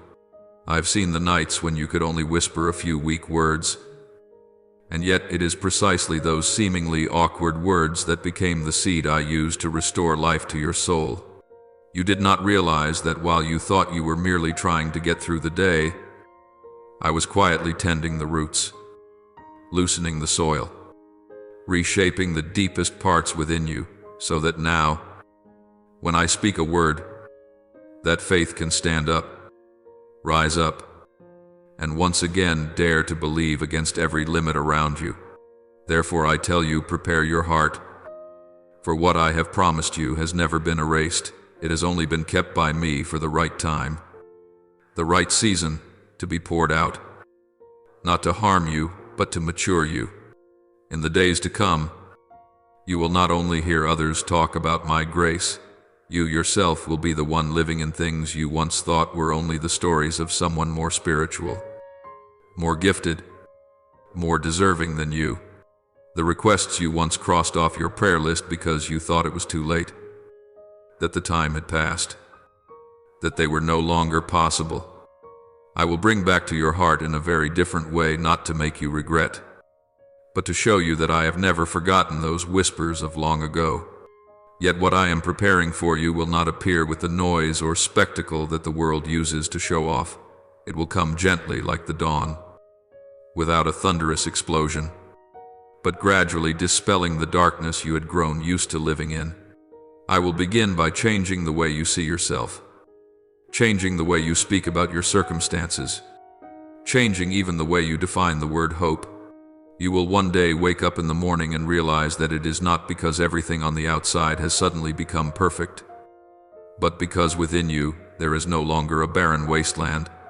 You will notice that the way you speak has changed. You no longer repeat those old lines. I'm just mediocre. I never do anything right. But instead you begin to confess what I say about you, that you are loved, chosen, and sent.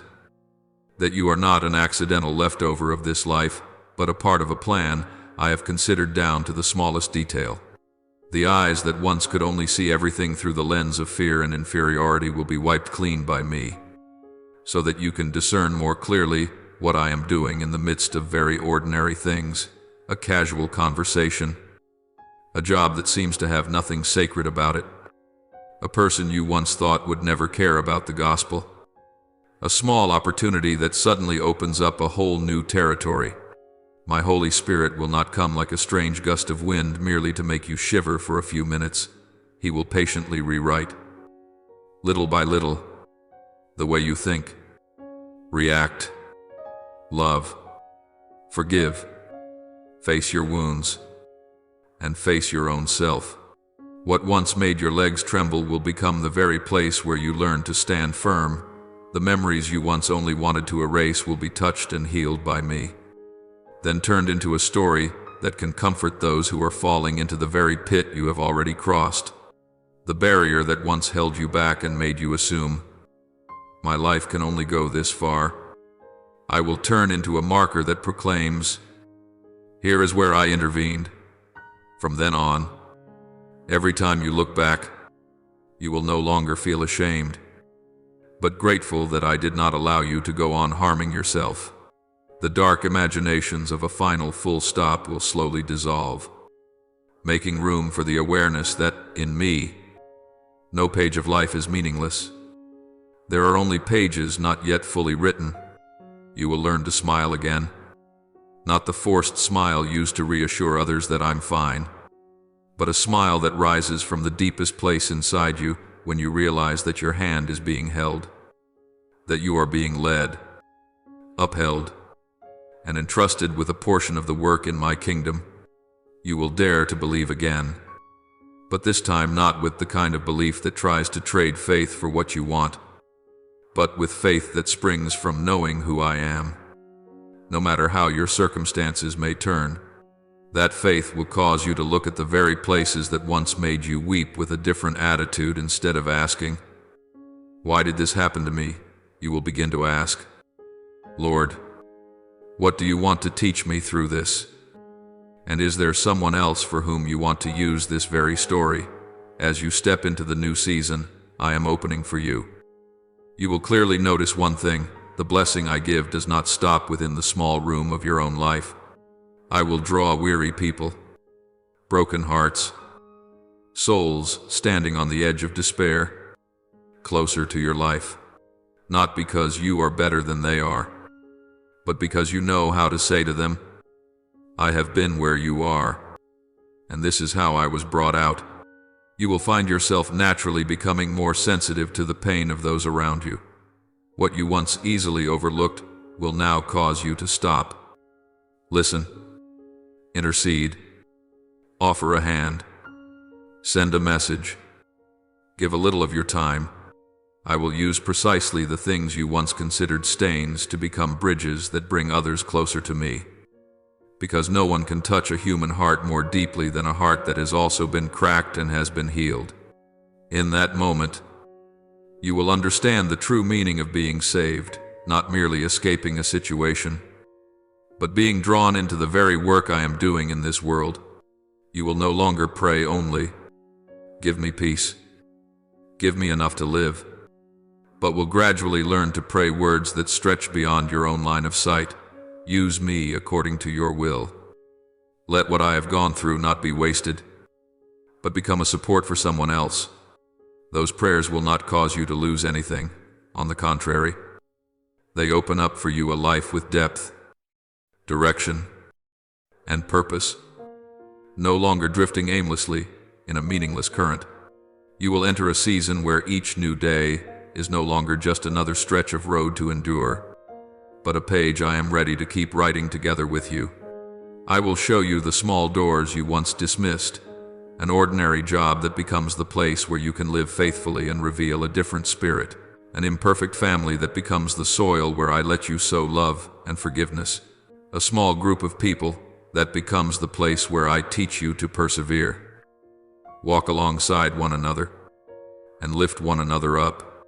You will realize that the most beautiful season is not when you have everything the world applauds, but when you live in your true calling, in the right place, in the rhythm I have set for you, so that blessing can flow through you naturally, without strain.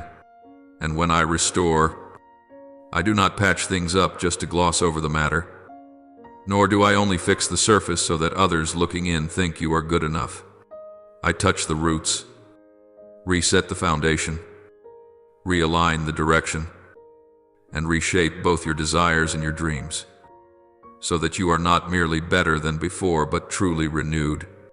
I do not gather the fragments and then force you to glue them back together by your own strength. With my own hands, I form a new shape, a new story, a new current in your life, until there are moments when you will gasp, "Is this really me?" Yes, it is still you, but you as the one I have touched, led, and taught to love, to trust, to live, and to give in a mature way. And believe this, that new thing is not some distant, fanciful idea. It began the very moment you stopped running from me. In the instant you dared to be honest with me about your fears, your pain, and your shame. I have already begun that work. I am doing it now, and I will continue until it is complete. Your part is not to try to manage everything by yourself, but to agree to let me go on shaping you, to take small steps in response to my word, so that one day, when you look back, you will exclaim, "If it had not been for the Lord, I could never have become like this." In that moment, not only will you rejoice, but those who have watched your journey will also understand that no life is hopeless in my hands. If that person is willing to let me keep writing, you think your life is still standing in the same place, that the days come and go all alike. But in reality, right in that quiet zone where it seems nothing is happening, something very different has begun to take shape within you, silent, persistent, without noise and without needing anyone's recognition, like the root system of a tree deep beneath the ground, unseen by the eye and unheard by the ear, yet quietly stretching downward, going deeper, seeking water and preparing for a season of rising so strong that no wind can uproot it. That is what I am doing in your soul. You may look around and see that your circumstances have not changed much, still the same familiar faces, the same recurring challenges, the same constant worries, the same unanswered questions. But I can clearly see an important shift. You yourself are no longer the person you were yesterday. The things that once had the power to bring you to your knees no longer rule you as before. The words that once crushed you for an entire week are now only distant echoes that no longer determine your worth. The wounds that once made you afraid to open your heart are slowly becoming scars that remind you that you have passed through and are still here. This is not you being strong by your own willpower. It is the imprint of my spirit quietly working in you, redirecting negative thoughts, soothing sensitive places, rearranging priorities you could never sort out on your own. Wherever my spirit is present, fear no longer has the right to shout as it once did. It can only whisper, and you have learned to recognize it and return to my comforting voice. You are not as weak as you keep telling yourself.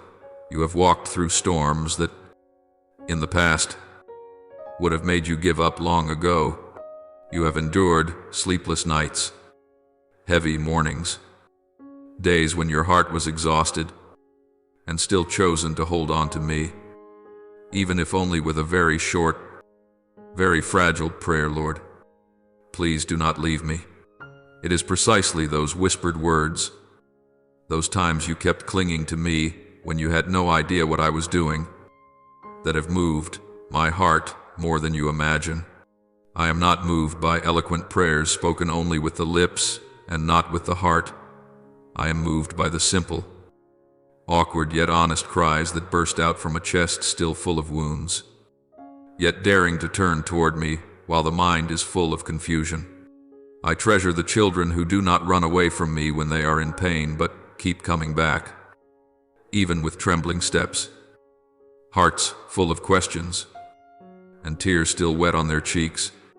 You have done this again and again, and though you think it is nothing special, in heaven every tear of yours is remembered. Every sigh is clearly heard by me.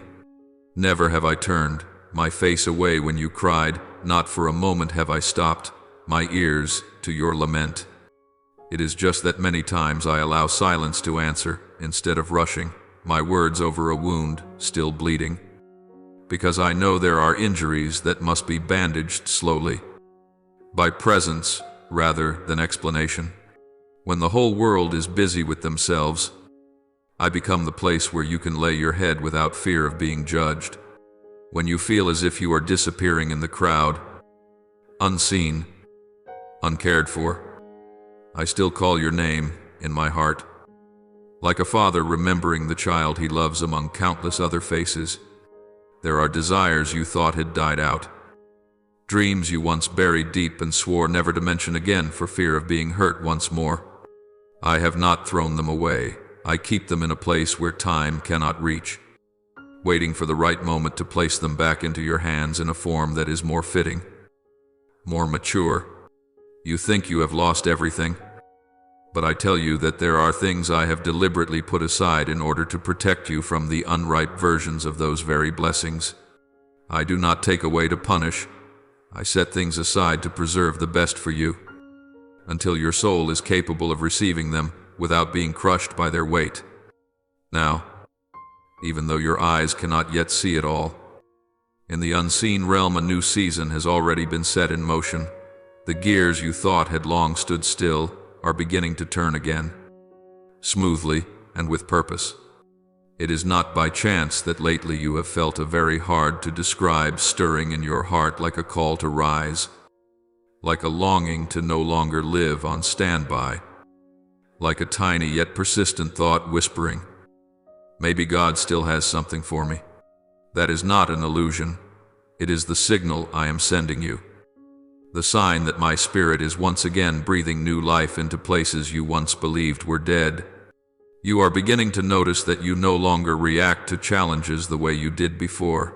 You do not collapse as quickly as you used to. You are no longer so hasty to blame yourself. You know how to pause and ask me more than you ask others. These changes may seem very small, very quiet, but in my eyes they are an extremely important turning point, because they show that the roots of your faith have gone deeper and are no longer as shallow as when you clung only to passing feelings. Every step you take in this season is being realigned by me, even though your outer schedule may not look all that different. The direction within you is no longer the same. You used to be afraid of dreaming, because every time you dared to dream, you faced the risk of disappointment. You used to be afraid of opening your heart, because every time you trusted, you exposed yourself to more hurt. You used to be afraid of joy, fearing it would be snatched away as soon as it appeared. I understand each of those fears. I have seen you curl in on yourself like someone who has just escaped a hailstorm, only daring to stand pressed against a wall, watching everything from a distance. But, my child, the season I am leading you into now is not a season for you to remain on the sidelines anymore. This time, it is I who guide every step, not your emotions, not your impulsiveness, not the enticing yet hollow urgings around you. I will not allow you to go back to the old cycles you are too weary to continue.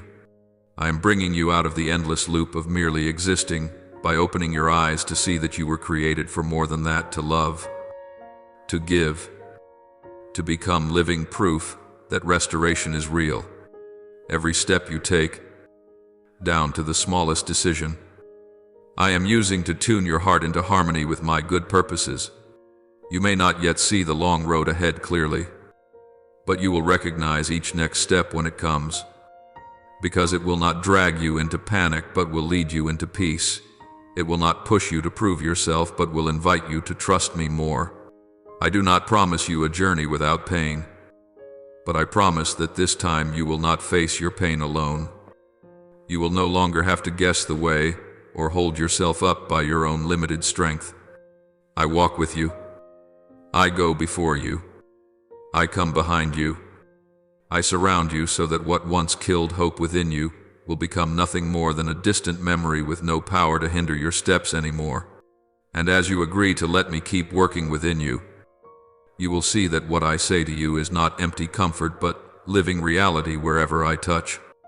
The desert sprouts, ashes turn into beauty, and laments become a new song.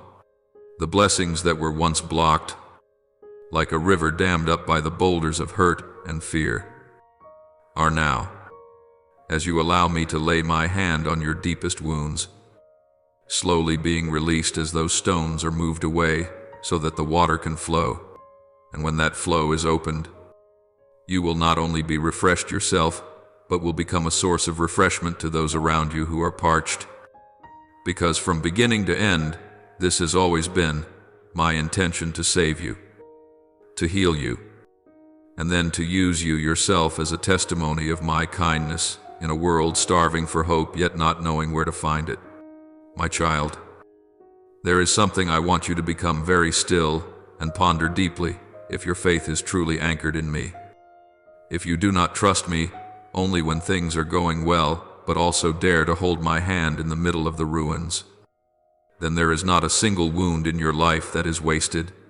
The things that once brought you to your knees, the events that carved out an empty space inside you where no one else could reach, the separations that left you reeling, the dreams that seemed to crumble into dust, all of these, in my hands, never become throwaways. I pick up each shattered piece, wipe away the tears clinging to it, and set it into a new picture that you cannot yet see in full. You see only a thick, gray blur, while I am quietly fitting everything together into something beautiful and enduringly meaningful. I do not delight in your pain, but I do not allow any pain to be meaningless. Every tear you shed is noted by me, not to remind you of how weak you have been, but to prove that there has not been a single moment when you had to struggle alone. You may forget the times you broke down in tears, but I do not. You may think your life has been crushed beyond rebuilding, but I am the one who decides where the ending lies. And I have not placed a final full stop over your story. You are simply standing in a pause longer than you expected. And in that pause, I am not dormant. I am working on the foundations, in the deep places no one else can see, so that when you step out, you will not only stand firm for yourself, but will have the strength to lift up others who are trembling the way you are today. You often reproach yourself for having dropped so much time, for letting your youth slip through your fingers, for letting opportunities you believed would never return vanish because of unwise decisions. You look back on those years and call them waste, meaninglessness, if only. But I want you to try renaming them. In my eyes, they are not an empty gap, but the backstage where I have been teaching you things that books, advice, or even success could never reach. I have used the days when you felt directionless to show you what was missing deep within and where you were off course. I have used seasons that seemed full of nothing but darkness to train your eyes to search for the smallest flicker of light. I have let you taste loss and disadvantage in order to remind you that a person's true worth does not lie in winning or losing. You call that a terrible past. I call it soil that has already been plowed and broken up, just waiting for new seeds to be sown. And that is what I am doing. I am sowing again, rebuilding again, rearranging again, with a patience far greater than anything you have ever imagined.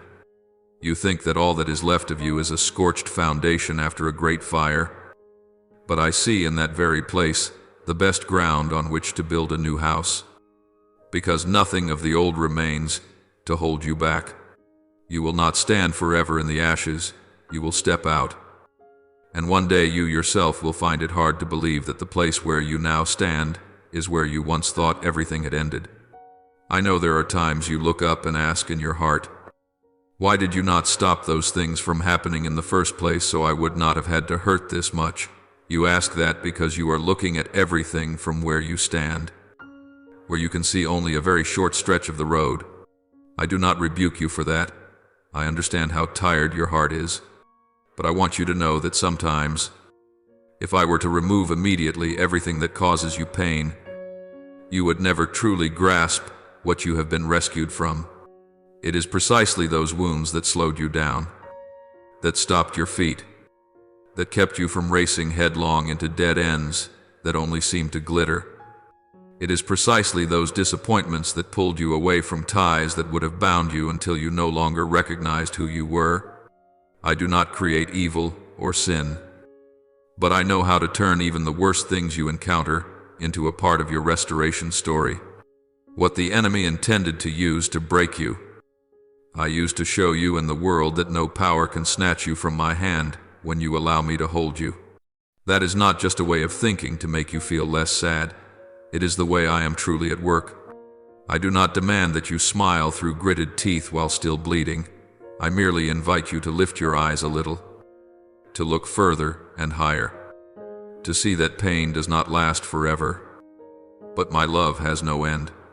You often live in quiet anxiety, fearing that you have delayed too long, that you have fallen too far behind, and that what I once promised must have fallen away with the passing years and repeated failures. But, my child, I am not like human beings who change their minds because time has gone by, or who tear up the script of your life because you have stumbled. What I began in you, I have both the power and the patience to bring to completion. The years you consider completely lost I can repay in ways you cannot imagine. I do not simply give you back the old things, because many of those were never truly good for your soul. Instead, I give you things that are deeper, truer, more enduring things that mature you, that soften your heart without breaking it, that teach your faith to cling to me rather than to outcomes. There will come a day when, looking back, you will whisper, the waiting was not wasted. Every tear was worth it, because through them I learned what is truly real. It is not that pain is beautiful in itself, but that in the midst of pain you have touched me more clearly than ever before. And that is what fills those seemingly lost years with meaning. That is why I plead with you not to let go of my hand now. I use the word plead, not because I am powerless, but because I see clearly what lies ahead if you will just hold on a little longer.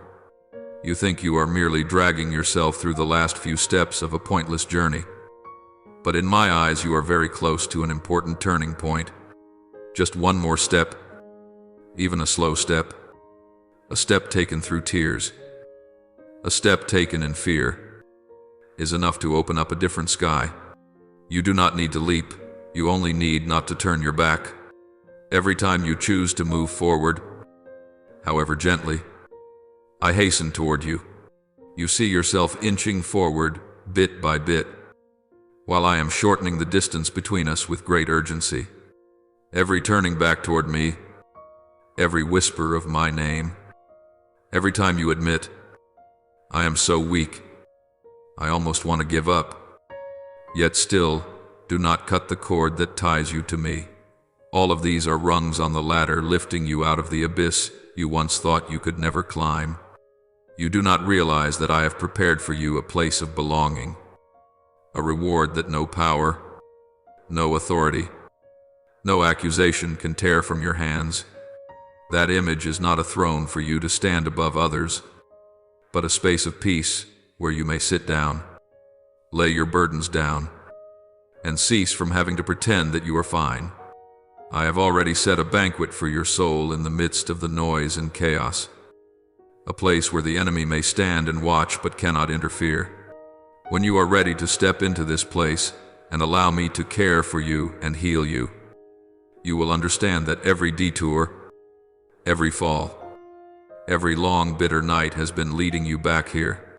It is not because I take pleasure in seeing you collapse, but because only here can you truly see how deep and wide my heart for you really is.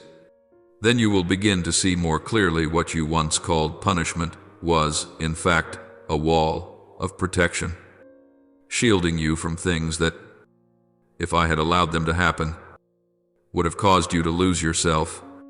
What you once mistook for being abandoned was actually the distance I kept from the things that were slowly draining the life from your soul. What you once saw as the final full stop was actually the moment I opened a new chapter, with pages no longer stained by old definitions, where you are no longer named by your failures, but by the love I pour into your life each day.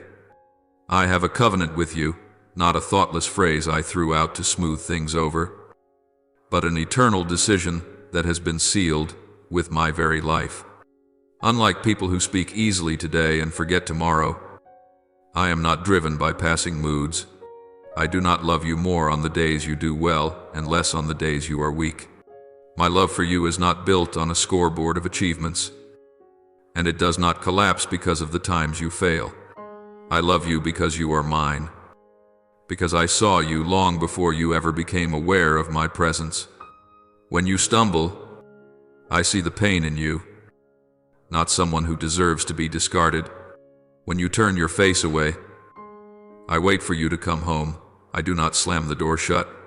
When you are confused, I patiently explain and comfort you. I do not leave you alone in your turmoil. You may find it hard to accept such a love, because all your life you have been used to affections that come with conditions. But I am here to let you know that there is another kind of love. Unlike anything you have ever experienced before, a love that does not promise and then forget, does not give and then take back, does not push you away just because you are not good enough yet. So let what you have been through become more than just a source of pain. Let it become evidence that I have walked with you all the way down to the deepest place. When you tell your story to others, do not only talk about your suffering, tell them about me, the one who sat with you in that suffering. When you look at your old scars, do not only remember your mistakes, remember the hand that bandaged you and lifted you up when you had no strength left. Every loss, every halt, every delay can become the opening lines of an entirely new life, a life that is no longer just about surviving the day, but about knowing you are sent to love, to lift, to bear witness. This is how I restore you, not by taking you back to the starting point as though nothing ever happened, but by making you different, deeper, gentler, stronger. And in the midst of all those changes, There is one thing that has not changed, and never will, no matter where you stand today. No matter whether you feel worthy or not. I still have only one thing to say to you: I love you. That's all. And I will not take that back. Listen. I know better than anyone all the parts of your life you wish you could erase. The decisions that make your heart clench with shame every time you remember them. The times you deliberately turned your back on me. The moments you were so offended or hurt that you let harsh accusations spill out of your mouth. Words you yourself do not dare repeat now. I was there. I witnessed it all without turning my face away. You think each impulsive choice, each fall into darkness, has discouraged me. But my child, my love for you is not so fragile that it breaks under a few dark chapters.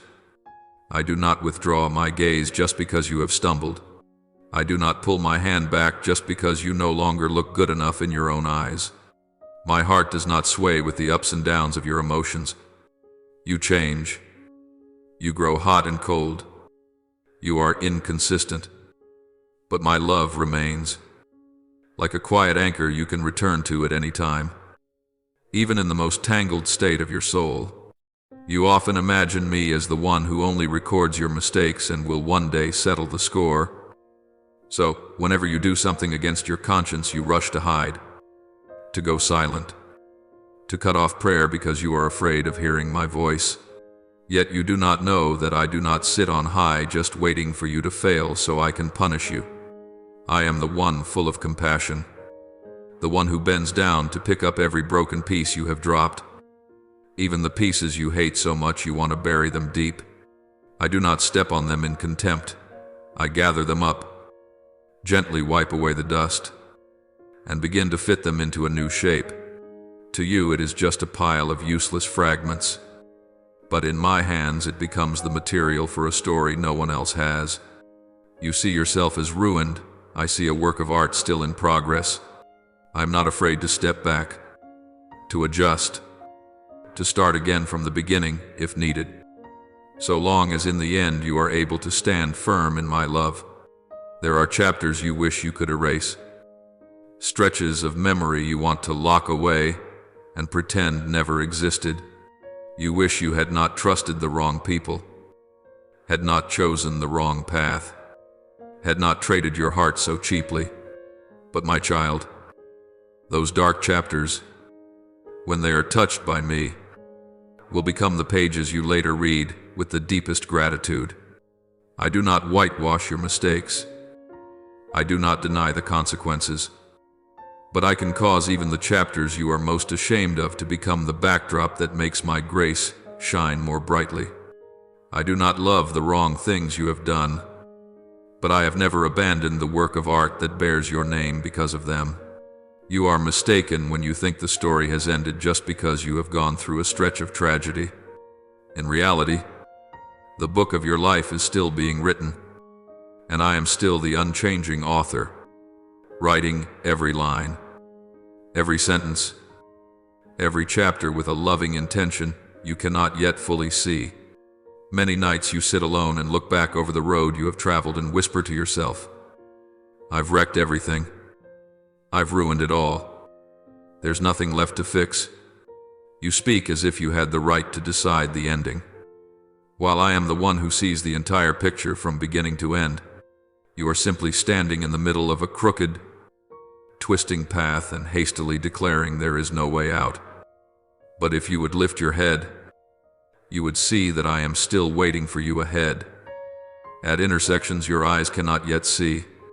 You think that when you do wrong, every good thing I ever promised you is crossed out. But I am not human that I should change my mind just because you slipped. I am not easily discouraged like people are. I knew every misstep of yours in advance and still chose to write promises into your story. Precisely because I knew there would come a day when you would need somewhere to come home to. Something solid to hold on to so you would not be utterly destroyed. You are exhausted from having to carry all that guilt. You cling to each painful memory as a punishment you impose on yourself. You think that if you keep blaming yourself long enough, you will somehow be more deserving of forgiveness. But, my child, that is not how I work. I do not need you to pay by hating yourself in order to prove that you repent. I need you to believe that my love is big enough to enter the very places you think no one would dare touch.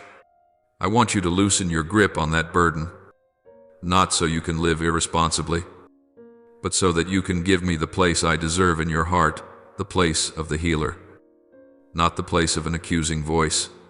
It is obvious you cannot bear to keep living while dragging along that heavy shadow of the past. So why will you not let me cut the rope that is tightening around your neck? Why do you cling to it as if that were all you deserve? I want you to pause for a moment and take a deep breath, not as a mere gesture, but as a reminder that you are still alive, that you still have a chance to turn and look at me. I am here, not as far as you imagine. Only a single turning of your heart away. Only a single honest word. Only a single breath where you dare to let go of all your striving. When you breathe deeply, you release some of the words of self-condemnation. When you lay the burden down, you finally have space to receive the peace I have long prepared for you. That peace is not the feeling that everything is perfect, but the steadiness of heart in the midst of unfinished things. Because you know I am the one in control, not your past mistakes or your future fears. Let me be the one who rearranges the chaos inside you. Let me be the one who wipes clean the hidden corners you do not dare face. I do not come to pull out your file of sins and review it. I come to close that file with the seal of mercy. I do not deny what has happened, but I cleanse your heart with a love that does not keep score. I wash away the dust that has settled on your soul for so long, not so you can pretend you have never failed, but so you can stand up without trembling under shame.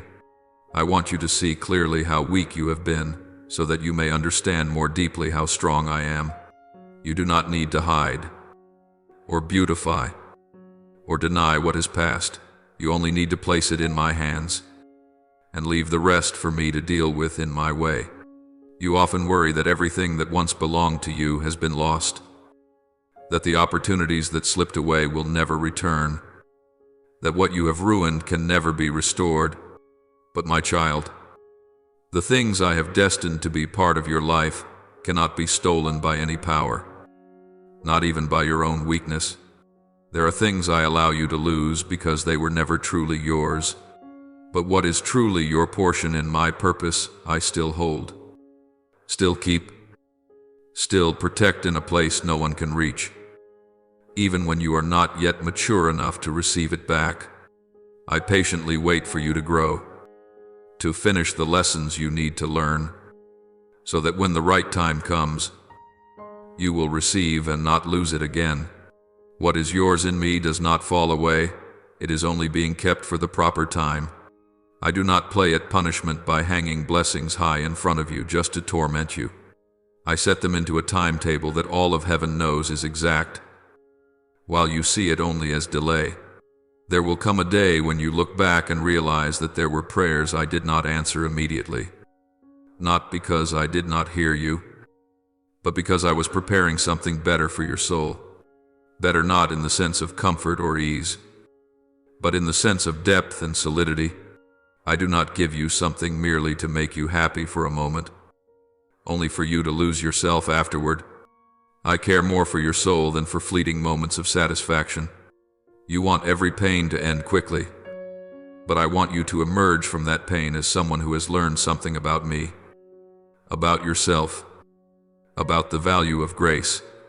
You only want the story of your life to be smooth and easy, but I want that story to carry the power to touch others. So I am not in a hurry to close the painful chapter, while it can still bring forth a deeper richness within your heart. When the day comes for the things I have kept for you to be revealed, you will no longer confuse them with luck or coincidence. You will recognize my fingerprints in the way everything fits together, from the people you meet, the doors that open, the turns that once seemed meaningless, but suddenly become perfect connecting points. You will remember the nights when you thought you had lost everything, And as you compare them with what is now unfolding, you will understand that without the chapters you once wished you could erase, you would not be standing where you stand today. In that moment, you will look back to this very moment as you are reading these words, and you will know that it is truly I who am speaking to you, not some random thought passing through your mind. You will remember that right at the point that seemed the worst. I began to write the next beautiful part quietly, gently, yet surely, and that not once. Throughout that whole process, did I ever let go of your hand. Therefore, do not be quick to conclude that you have run out of chances. Do not rush to close your heart just because you do not want to be hurt anymore. I do not promise you that from this day on you will never cry again. But I promise you that not a single tear of yours will be meaningless. I promise that I will use even the most mistaken chapters. The stories you are most afraid others will find out, and turn them into a launching pad for transformation, for comfort, for new hope, not only for you but also for those who will pass through your life. I waste nothing that you place in my hands, not even the past you hate the most, the failures that shame you the most, the dark corners you thought could never be spoken of. All of it can become material for a glory you cannot yet imagine. As long as you keep coming back, as long as you dare to stretch out your hand, I will continue to write, continue to shape, continue to lift you up, until your life truly reflects what I have thought about you from the very beginning. Now, be still, open your whole heart, and speak to me the most honest prayers from the depths of your soul. Almighty God, my Father, you who see clearly the deepest places of my heart, today I come before you with all my weariness and turmoil. So many times I have misunderstood your silence. I thought you turned your face away. I thought my prayers fell into a void. I thought I was no longer important enough for you to pay attention to. Please forgive me for all the times I hastily judged your heart based only on my fragile emotions. Please heal the places within me that have been wounded by human abandonment, so that I no longer project their faces onto you. Teach me to recognize that even when everything around me is silent, your love is still quietly at work, upholding and guarding me in ways I have not yet understood. Grant me new eyes of faith, that I may trust your heart even when I cannot comprehend your ways. And teach me to remain at rest in your arms instead of struggling in the confusion of my own mind. Good and gracious Father, who holds every season of my life in your hands, I offer to you all my anxieties about time, about age, about the things I believe I have already missed. So often I look around, compare myself with others and see myself always behind. Then I ask why you let them move so fast while you let me go so slowly. I am sorry for allowing those comparisons to steal my joy and my gratitude. Please help me believe that you are never late, that the years I thought were wasted are in fact being used by you to refine my character, to deepen the roots of my faith, and to soften my heart. Set me free from the obsession with having to measure up to others, so that I can walk in peace at the pace you have set uniquely for my life. Teach me to cherish every small step, every quiet change, every hidden progress that only you and I can see. And please help me remember always that I am not late in your plan. I am right on time in the heavenly schedule you wrote for me from the very beginning. Gentle and wise Holy Spirit, I bring before you all the courts I have set up inside my own heart throughout these years. Many times I myself have been the one to accuse me more harshly than anyone else, repeating in my mind words that belittle me, imprisoning myself in the obsession over mistakes I can never go back and fix. I have forgotten that I am only clay, and that God is the potter who is patiently reshaping my life. Holy Spirit, please come and soothe the wounded places I still hide. Teach me to lay down my supposed right to condemn myself, and to learn how to entrust to you the right to heal me and to form me according to your will. Help me believe that I am not a defective product, but a work of art still in process, that what has been broken is not meant to be thrown away, but to be rejoined in a form more beautiful and more secure. Grant me enough humility to step out of the role of the strong one, to acknowledge my weakness and ask for your intervention, so that from now on the loudest voice in my heart will no longer be the accusations of the past, but the loving whisper of God who is shaping me every day. Beloved Father, I thank you because you have helped me look back on the years I thought were wasted with a new light.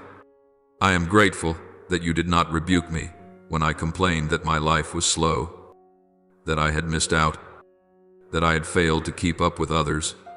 Thank you for patiently correcting the way I see time, so that I can recognize that you were quietly at work throughout all those days I considered meaningless. I thank you that every tear, every waiting, every delay has been used by you to deepen the roots of my faith, to soften my heart, and to break the pride I did not even know I carried. I thank you that you do not force me to succeed early according to the standards of this world, but allow me to walk at the pace that is safe for my soul. Thank you that every passing season has value, and that today I can be more at peace with what lies behind me, because I know you have never taken your hand off my life. Lord Jesus, I lift up my thanksgiving to you, for you have patiently corrected the image of God that I carried within my heart. Thank you that you do not grow tired of showing me that you came to save, not to condemn, to heal, not to snuff out, to protect, not to crush. Thank you for helping me realize that many things I called unfair were in fact times when you drew me away from the edge of the abyss, and many things I called loss were actually the necessary redirections for my life. I thank you for entering into my pain not with words of rebuke, but with gentle hands that lifted me up instead of pushing me down.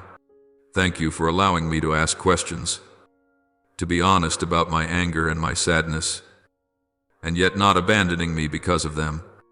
I know that without your patient presence, I would have let those misunderstandings pull me even further away from God. I offer this prayer in the holy name of Jesus Christ. Amen. Don't forget to subscribe and turn on notifications so that together we can build a strong and vibrant community of faith.